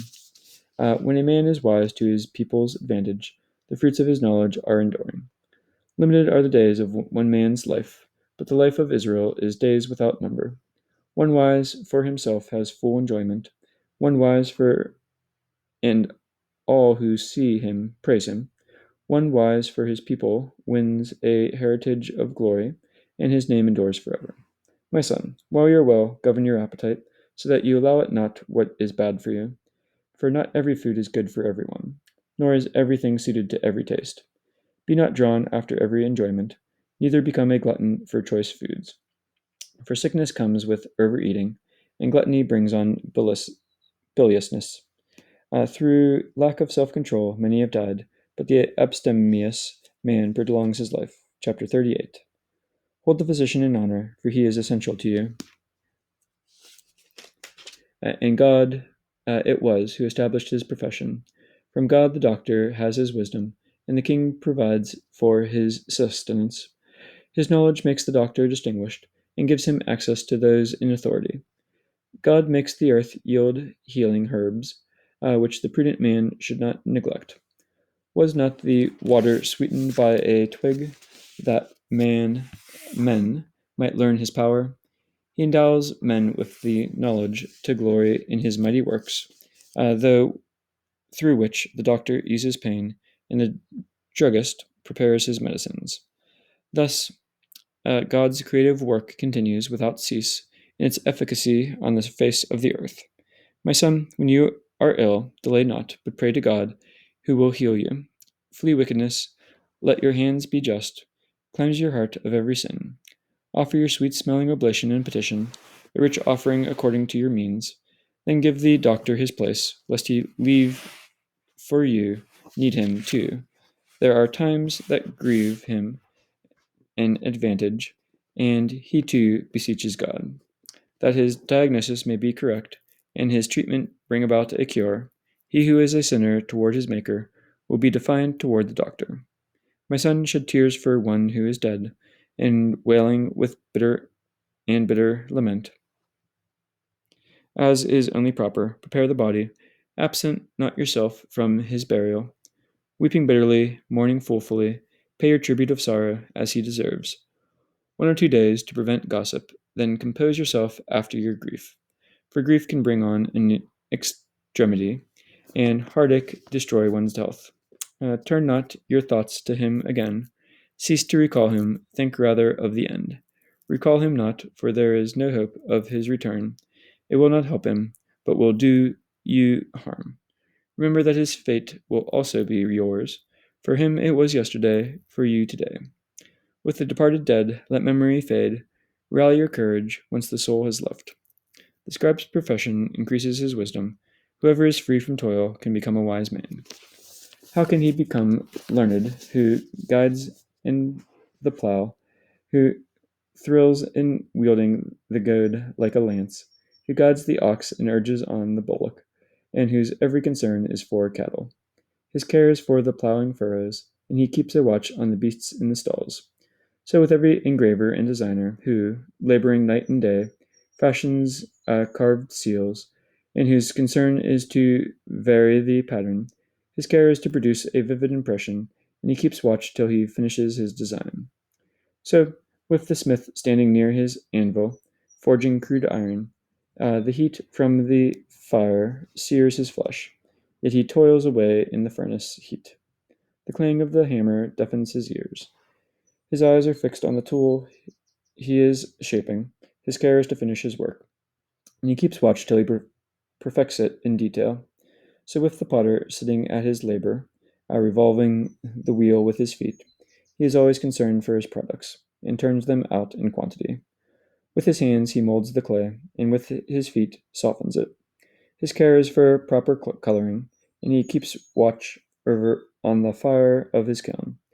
All these men are skilled with their hands, each one an expert at his own task. Without them, no city could be lived in, and wherever they stay, they need not hunger. They do not occupy the judge's bench, nor are they prominent in the assembly. They set forth no decisions or judgments, nor are they found among the rulers. Yet they maintain God's ancient handiwork, and their concern is for the exercise of their skill. Chapter 39. How different the man who devotes himself to the study of the law of the Most High. He explores the wisdom of the men of old and occupies himself with the prophecies. He treasures the discourses of famous men and goes to the heart of involved sayings. He studies obscure parables and is buried with the hidden meanings of the sages. He is in attendance on the great and has entrance to the ruler. He travels among the peoples of foreign lands to learn what is good and evil among men.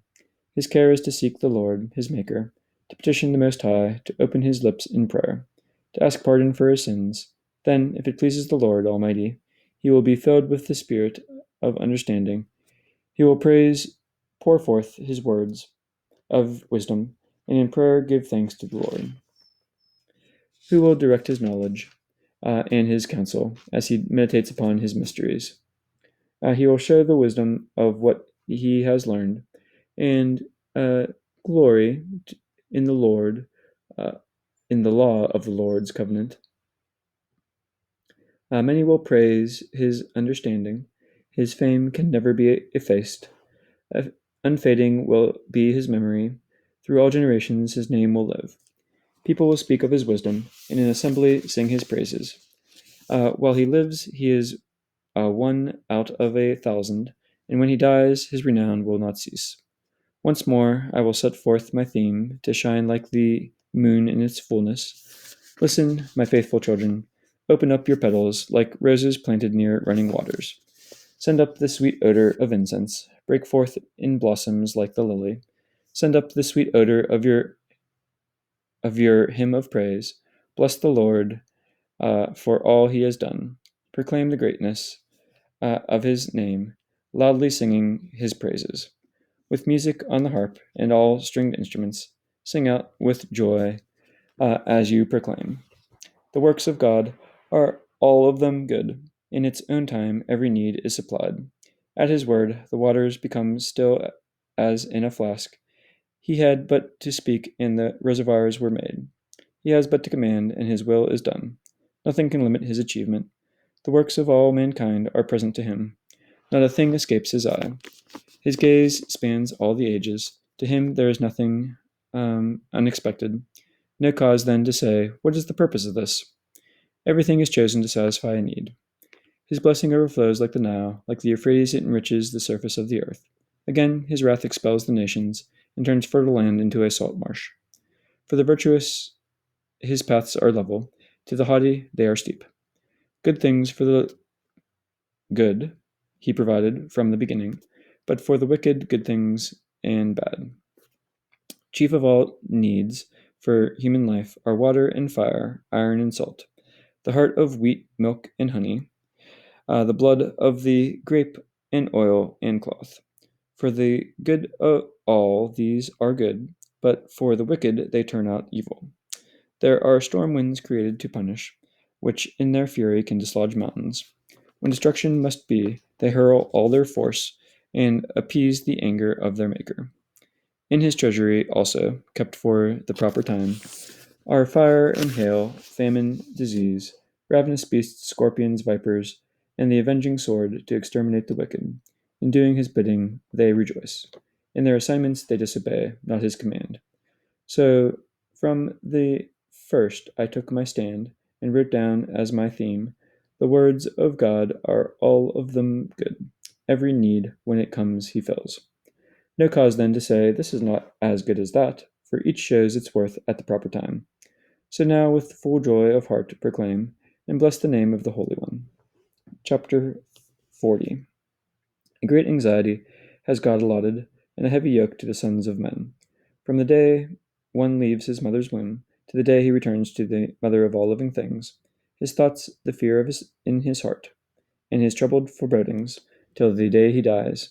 Whether he sits on a lofty throne or grovels in dust and ashes, whether he bears a splendid crown or is wrapped in the coarsest of cloaks, are of wrath and envy, trouble and dread, terror of death, fury and strife. Even when he lies on his bed to rest, his cares at night disturb his sleep. So short is his rest, it seems like none, till in his dreams he struggles as he did by day.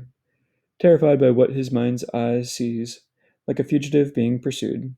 As he reaches safety, he wakes up, astonished that there was nothing to fear. So it is with all flesh, with man and with beast. But for sinners 7 times more, plague and bloodshed, wrath and the sword, plunder and ruin, famine and death. For the wicked these were created evil, and it is they who bring on destruction. All that is of earth returns to earth, and what is from above returns above. All that comes from bribes or injustice will be wiped out, but loyalty remains for ages. Wealth out of wickedness is like a wadi in spate, and like a mighty stream with lightning and thunder, which in its rising rolls along the stones. But suddenly, once and for all, comes to an end. The offshoot of violence will not flourish, for the root of the godless is on sheer rock, or they are like reeds on the river bank, withered before all other plants, but goodness will never be cut off, and justice endures forever. Wealth or rages can make life sweet, but better than either is finding a treasure. A child or a city will preserve one's name, but better than either attaining wisdom. Sheepfolds and orchards bring flourishing health, but better than either a devoted wife. Wine and music delight the soul, but better than either conjugal love. The flute and the harp offer sweet melody, but better than either a voice that is true. Charm and beauty delight the eye, but better than either the flowers of the field. A friend, a neighbor are timely guides, but better than either a prudent wife. A brother, a helper for times of stress, but better than either charity that rescues. Gold and silver make one's way secure, but better than either sound judgment. Wealth and vigor build up confidence, but better than either fear of God. Fear of the Lord leaves nothing wanting. He who has it need seek no other support. The fear of God is a paradise of blessings, its canopy all that is glorious. My son, live not the life of a beggar. Better to die than to beg. When one has to look to another's table, his life is not really a life. His neighbor's delicacies bring revulsion of spirit to one who understands inward feelings. In the mouth of the shameless man, begging is sweet, but within him it burns like fire. Chapter 41. O death, how bitter the thought of you! For the man at peace amid his possessions, for the man unruffled and always successful, who still can enjoy life's pleasures.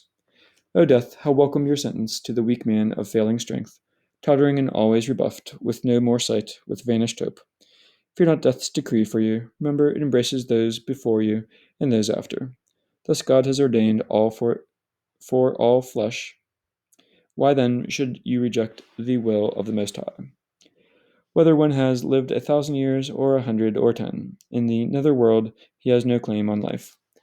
A reprobate life are the children of sinners, and witless offspring are in the homes of the wicked. Their dominion is lost to sinners' children, and reproach abides with their descendants. Children curse their wicked father, for they suffer disgrace through him. Woe to you, O sinful men, who forsake the law of the Most High. If you have children, calamity will seize them. You will beget them only for groaning. When you stumble, there is lasting joy. At death you become a curse. Whatever is of naught returns to naught. So too the godless from void to void.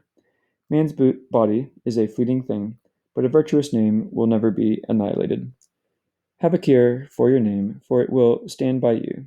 Better than precious treasures in the thousands, the boon of life is for limited days, but a good name for days without number. My children, heed my instruction about shame. Judge of disgrace only according to my rules, for it is not always well to be ashamed, nor is it always the proper thing to blush. Before father and mother, be ashamed of immorality. Before master and mistress of falsehood. Before prince and ruler of flattery. Before the public assembly of crime. Before friend and companion of disloyalty, and of breaking an oath or agreement. Be ashamed of theft from the people where you settle, and of stretching out your elbow when you dine.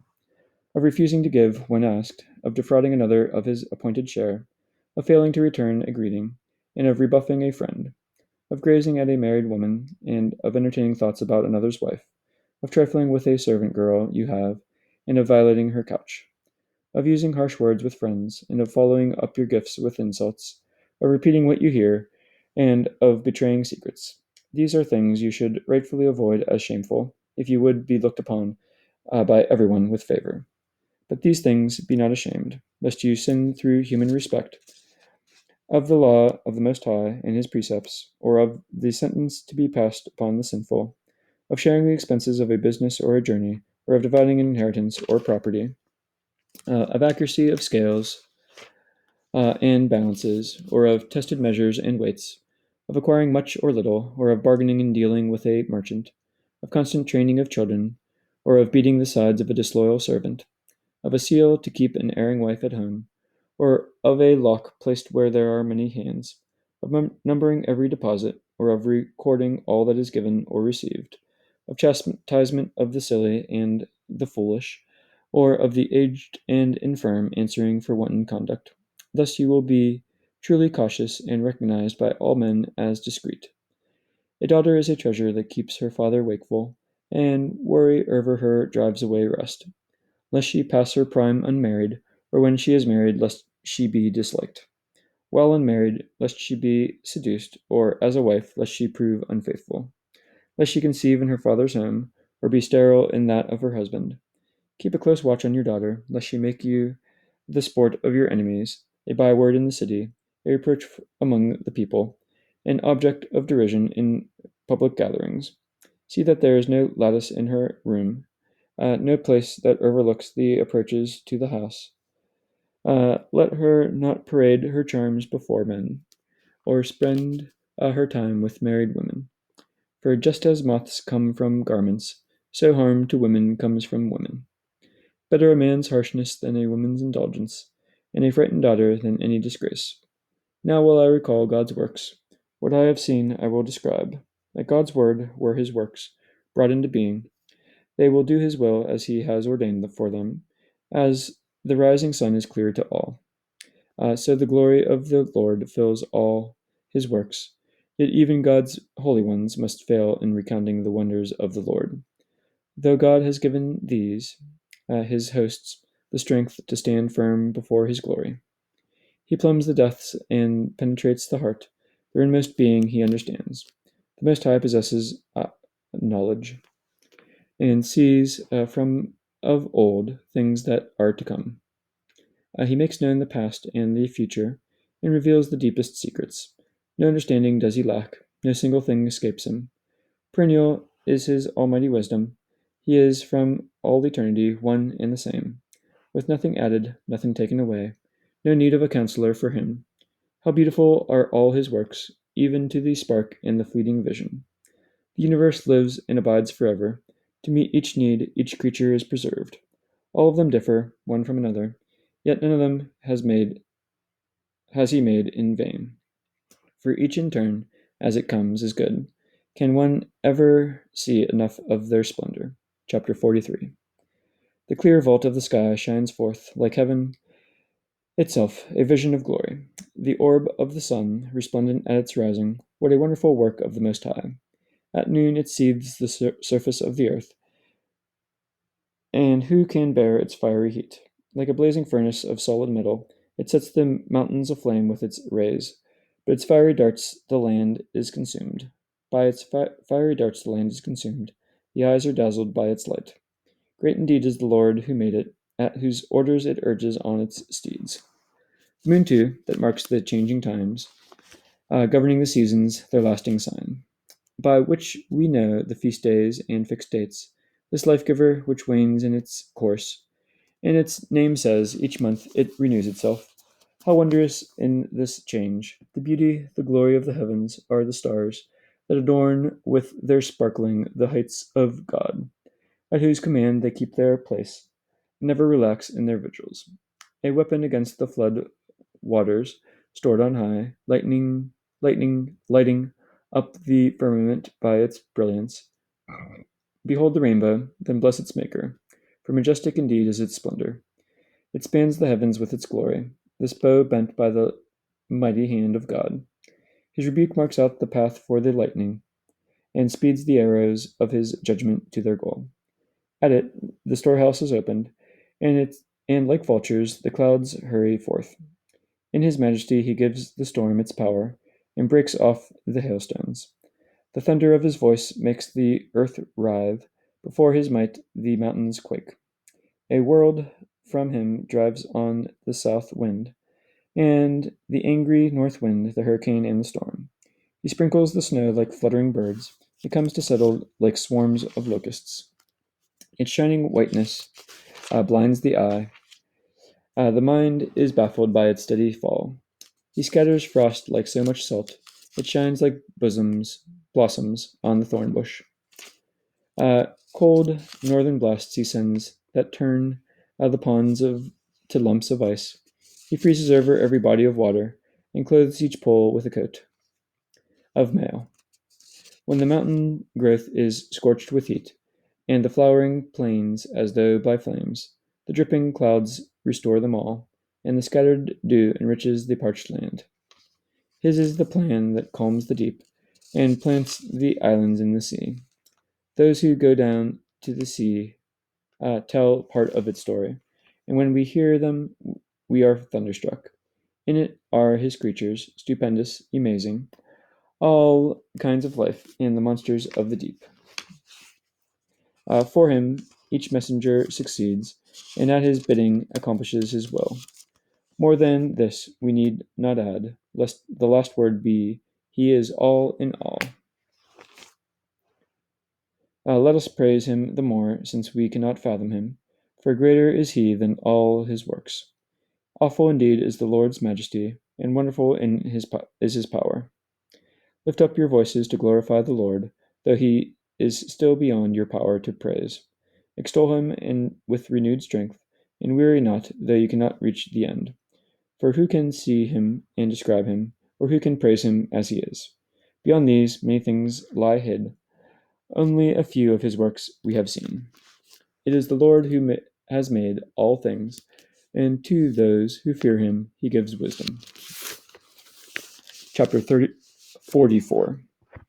Now will I praise those godly men, our ancestors, each in his own time, the abounding glory of the Most High's portion, his own part, since the days of old, subduers of the land in kingly fashion, men of renown for their might, or counselors in their prudence, or seers of all things in prophecy, resolute princes of the folk, and governors with their staves, authors skilled in their composition, and forgers of epigrams with their spikes, composers of melodious psalms, or discoursers on lyric themes, stalwart men solidly established, and at peace in their own estates.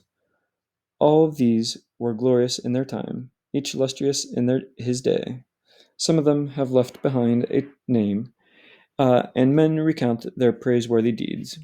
But of others there is no memory, for when they ceased, and they are as though they had not lived, they and their children after them.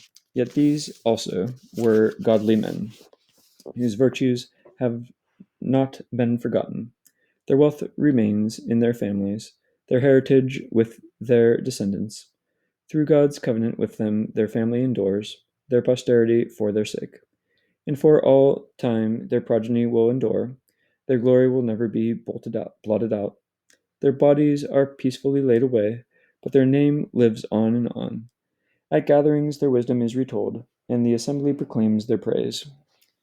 Enoch walked with the Lord and was taken up, that succeeding generations might learn by his example. Noah, found just and perfect, renewed the race in the time of devastation. Because of his worth there were survivors, and with a sign to him the deluge ended. A lasting agreement was made with him that never should all flesh be destroyed. Abraham, father of many peoples, kept his glory without stain. He observed the precepts of the Most High, and entered into an agreement with him. In his own flesh he incised the ordinance, and when tested he was found loyal. For this reason God promised him with an oath that in his descendants the nations would be blessed, that he would make him numerous as the grains of dust, and exalt his posterity like the stars, that he would give them an inheritance from sea to sea, and from the river to the ends of the earth. And for Isaac he renewed the same promise, because of Abraham his father. The covenant with all his forebears was confirmed, and the blessing rested upon the head of Jacob. God acknowledged him as the firstborn, and gave him his inheritance. He fixed the boundaries for his tribes, and their division into 12. Chapter 45. From him was to spring the man who won the favor of all, dear to God and men, Moses, whose memory is held in benediction. God's honor devolved upon him, and the Lord's strengthened him with fearful powers. God wrought swift miracles at his words, and sustained him in the king's presence. He gave him the commandments for his people, and revealed to him his glory. For his trustworthiness and meekness, God selected him from all mankind. He permitted him to hear his voice, and led him into the cloud, where, face to face, he gave him the commandments, the law of life and understanding, that he might teach his precepts to Jacob, his judgments and decrees to Israel. He raised up also, like Moses in holiness, his brother Aaron, and of the tribe of Levi. He made him perpetual in his office, when he bestowed on him the priesthood of his people. He established him in honor, and crowned him with lofty majesty. He clothed him with splendid apparel, and adorned him with the glorious vestments, breeches and tunic and robe, with pomegranates around the hem, and a rustle of bells round about, through whose pleasing sound at each step he would be heard within the sanctuary, and the children of his race would be remembered. The sacred vestments of gold, of violet, and of crimson, wrought with embroidery, the breastplate piece for decision, the ephod and cincture, with scarlet yarn, the work of the weaver, precious stones with seal engravings, in golden settings the work of the jeweler, to commemorate in incised letters each of the tribes of Israel, on his turban the diadem of gold, in its plate wrought with the insignia of holiness, majestic, glorious, renowned for splendor, a delight to the eyes, beauty supreme. Before him No one was adorned with these, nor may they ever be worn by any except his sons and them alone, generation after generation, for all time. His cereal offering is wholly burnt, with the established sacrifice twice each day. For Moses ordained him and anointed him with the holy oil, in a lasting covenant with him and with his family, as permanent as the heavens, that he should serve God in his priesthood and bless his people in his name. He chose him from all mankind to offer holocausts and choice offerings, to burn sacrifices of sweet odor for a memorial, and to atone for the people of Israel. He gave to him his laws and authority to prescribe and to judge, to teach the precepts to his people, and the ritual to the descendants of Israel. Men of other families were inflamed against him, were jealous of him in the desert, the followers of Dathan and Abiram, and the band of Korah in their defiance. But the Lord saw this and became angry, and destroyed them in his burning wrath. He brought down upon them a miracle, and consumed them with his flaming fire. Then he increased the glory of Aaron, and bestowed upon him his inheritance. The sacred offerings he allotted to him, with the showbread as his portion. The oblations of the Lord are his food, a gift to him and his descendants, but he holds no land among the peoples, nor shares with them their heritage. For the Lord himself is his portion, his inheritance in the midst of Israel.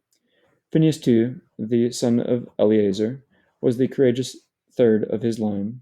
When zealous for the God of all, he met the crisis of his people, and the prompting of his noble heart, atoned for the children of Israel. Therefore, on him again God conferred the right, in a covenant of friendship, to provide for the sanctuary, so that he and his descendants should possess the high priesthood forever.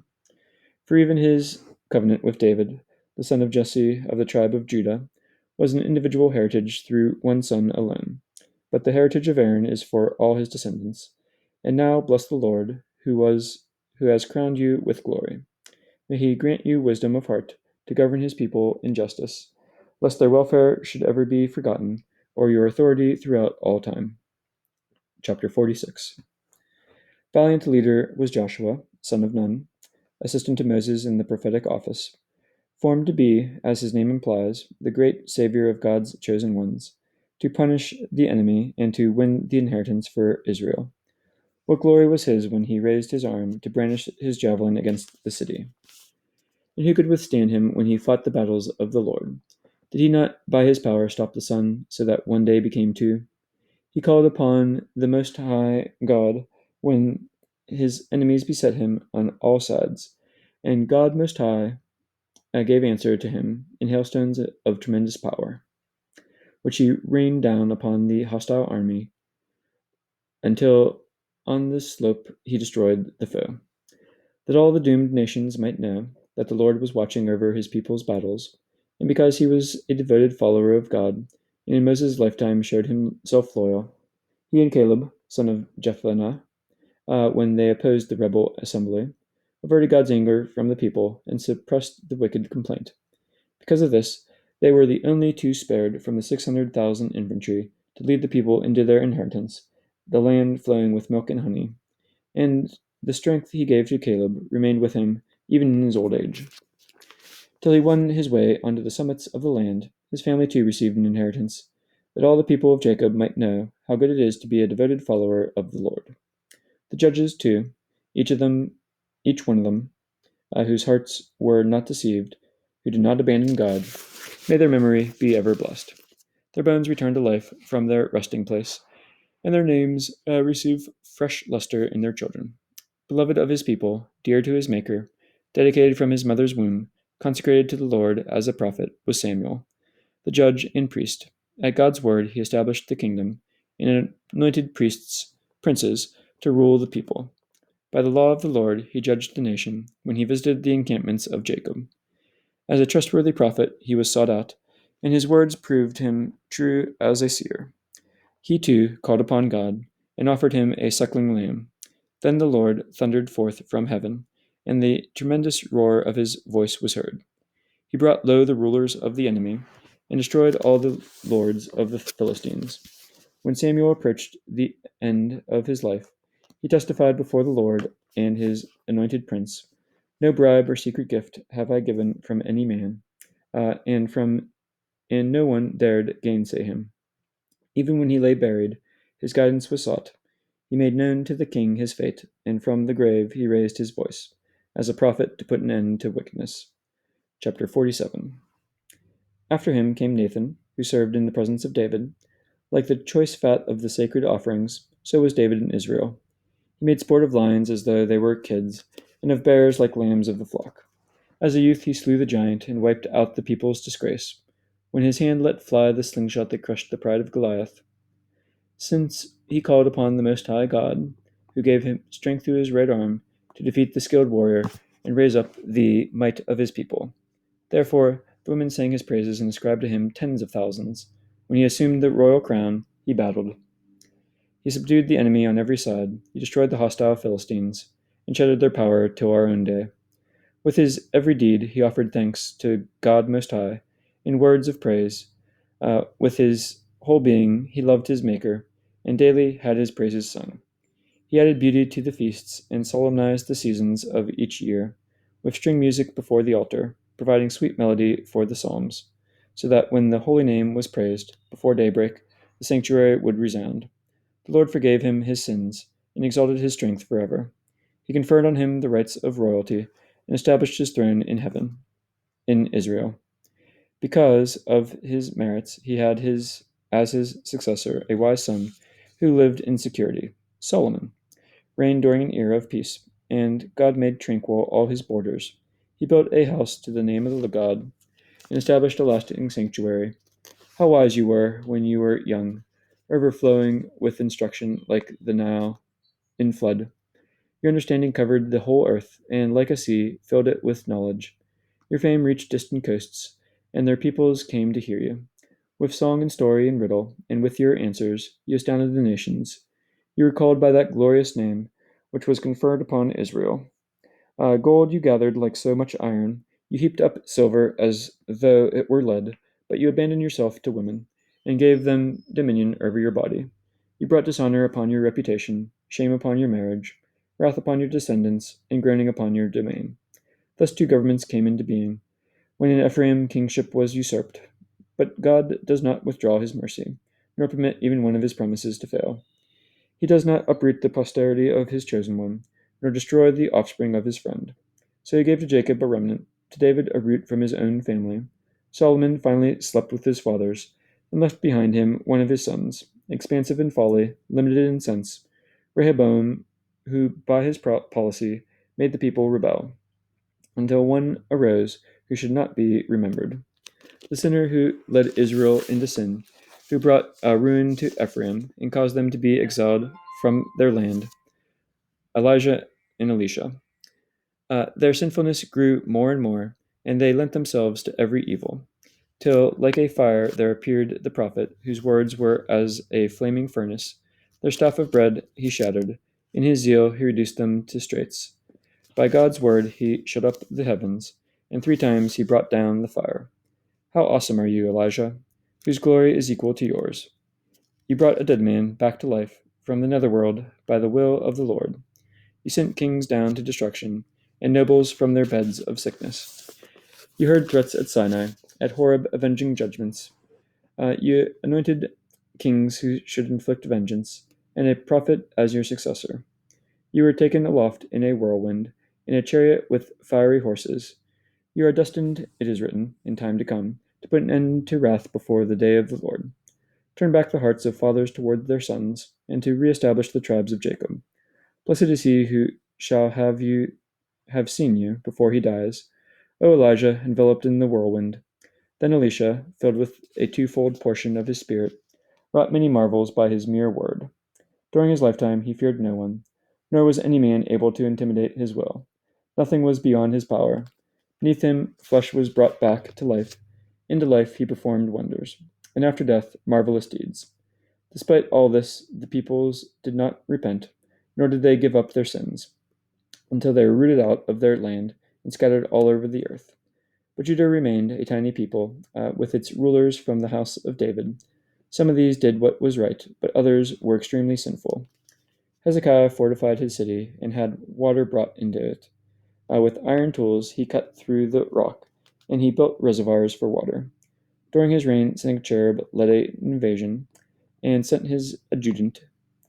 He took his fist at Zion, and he shook his fist at Zion, and blasphemed God in his pride. The people's hearts melted within them, and they were in anguish like that of childbirth. But they called upon the Most High God, and lifted up their hands to him. He heard the prayer they uttered, and saved them through Isaiah. God struck the camp of the Assyrians, and routed them with a plague, for Hezekiah did what was right, and held fast to the paths of David, as ordered by the illustrious prophet Isaiah, who saw the truth in visions. In his lifetime he turned back the sun, and prolonged the life of the king. By his powerful spirit he looked into the future, and consoled the mourners of Zion. He foretold what should be till the end of time, hidden things yet to be fulfilled. Chapter 49. The name Josiah is like blended incense, made lasting by a skilled perfumer. Precious is his memory, like honey to the taste. Like honey to the taste, like music at a banquet. For he grieved over our betrayals, and destroyed the abominable idols. He turned to God with his whole heart, and though times were evil, he practiced virtue. Except for David, Hezekiah, and Josiah, they all were wicked. They abandoned the law of the Most High. These kings of Judah, right to the very end. So he gave over their power to others, their glory to a foolish foreign nation, who burned the holy city and left its streets desolate.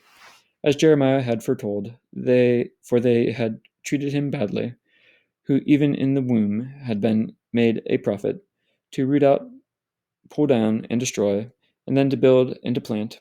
Ezekiel beheld the vision, and described the different creatures of the chariot. He also referred to Job, who always persevered in the right path. Then to the 12 prophets, may their bones return to life from their resting place. Gave new strength to Jacob, and save him by their faith and hope. How can we fittingly praise Zerubbabel, who was like a signet ring on God's right hand, and Joshua, Josedek's son? In their time, they built the house of God. They erected the holy temple, destined for everlasting glory, extolled by the memory of Nehemiah. He rebuilt our ruined walls, restored our shattered defenses, and set up gates and bars. Few on earth have been made the equal of Enoch, for he was taken up bodily. Was ever a man born like Joseph? Even his dead body was provided for.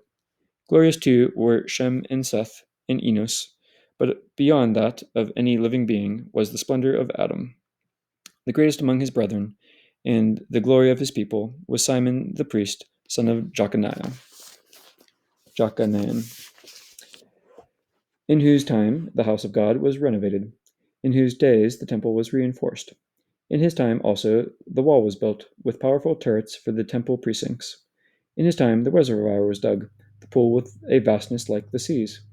He protected his peoples against brigands, and strengthened his city against the enemy.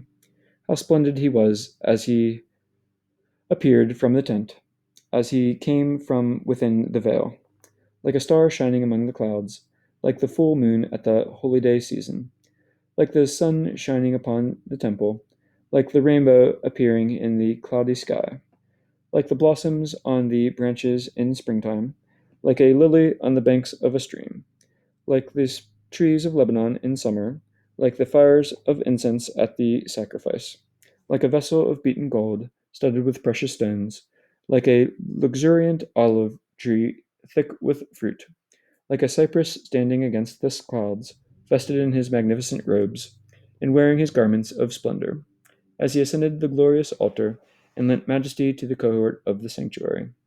When he received the sundered victims from the priests, while he stood before the sacrificial wood, his brethren ringed him about like a garland, like a stand of cedars on Lebanon. All the sons of Aaron, in their dignity, clustered around him like poplars, with the offerings to the Lord in their hands, in the presence of the whole assembly of Israel. Once he had completed the services at the altar, with the arranging of the sacrifices for the Most High, and he had stretched forth his hand for the cup, to offer the blood of the grape, and poured it out at the foot of the altar, a sweet-smelling odor, to the Most High God. The sons of Aaron would sound a blast, the priests on their trumpets a beaten meal, a blast to resound mightily as a reminder before the Most High. Then all the people, with one accord, would quickly fall prostrate to the ground, in adoration before the Most High, before the Holy One of Israel. Then hymns would re-echo, and over the throng sweet strains of praise resound.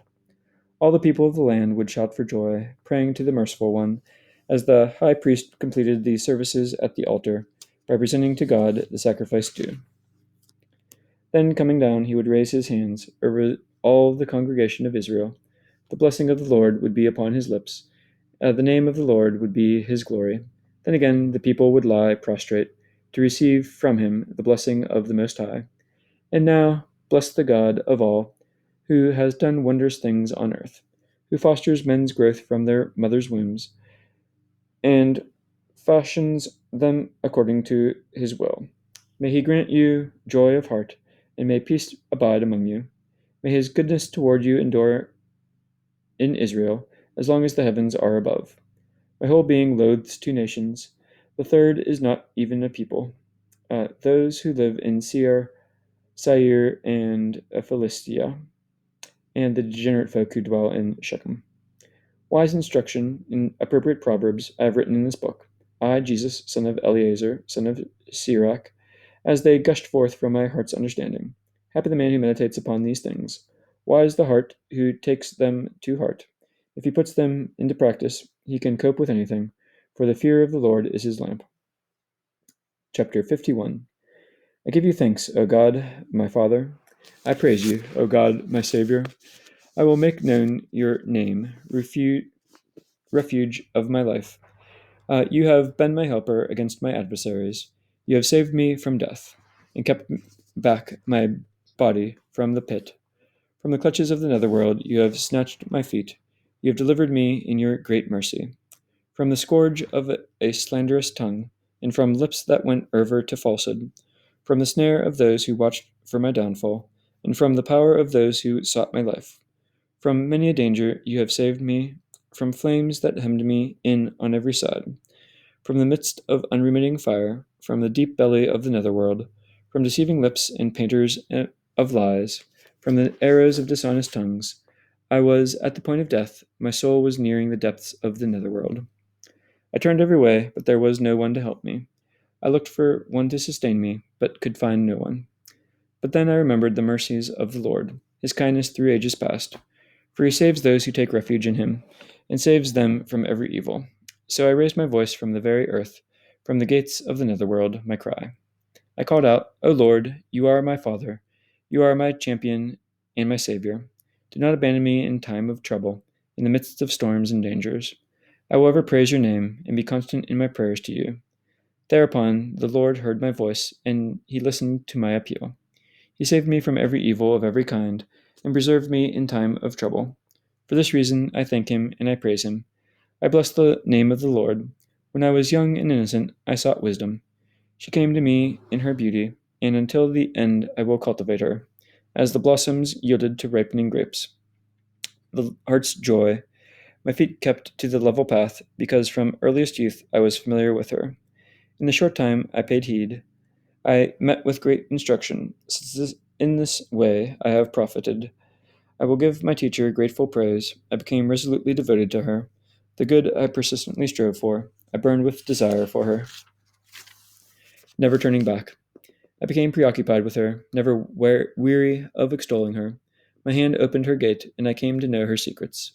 For her I purified my hands. In cleanness I attained to her. At first acquaintance with her, I gained understanding, such that I will never forsake her. My whole being was stirred as I learned about her. Thereupon I have made her my prized possession. The Lord has granted me my lips as a reward, and my tongue will declare his praises. Come aside to me, you untutored, and take up lodging in the house of instruction. How long will you be deprived of wisdom's food? How long will you endure such bitter thirst? I open my mouth and speak of her. Gain at no cost wisdom for yourselves. Submit your neck to her yoke, that your mind may accept her teaching. For she is close to those who seek her, and the one who is in earnest finds her. See for yourselves, I have labored only for a little, but have found much. Acquire but a little instruction, and you will win silver and gold through her.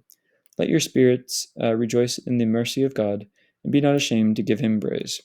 Work at your tasks in due season, and in his own time God will give you your reward.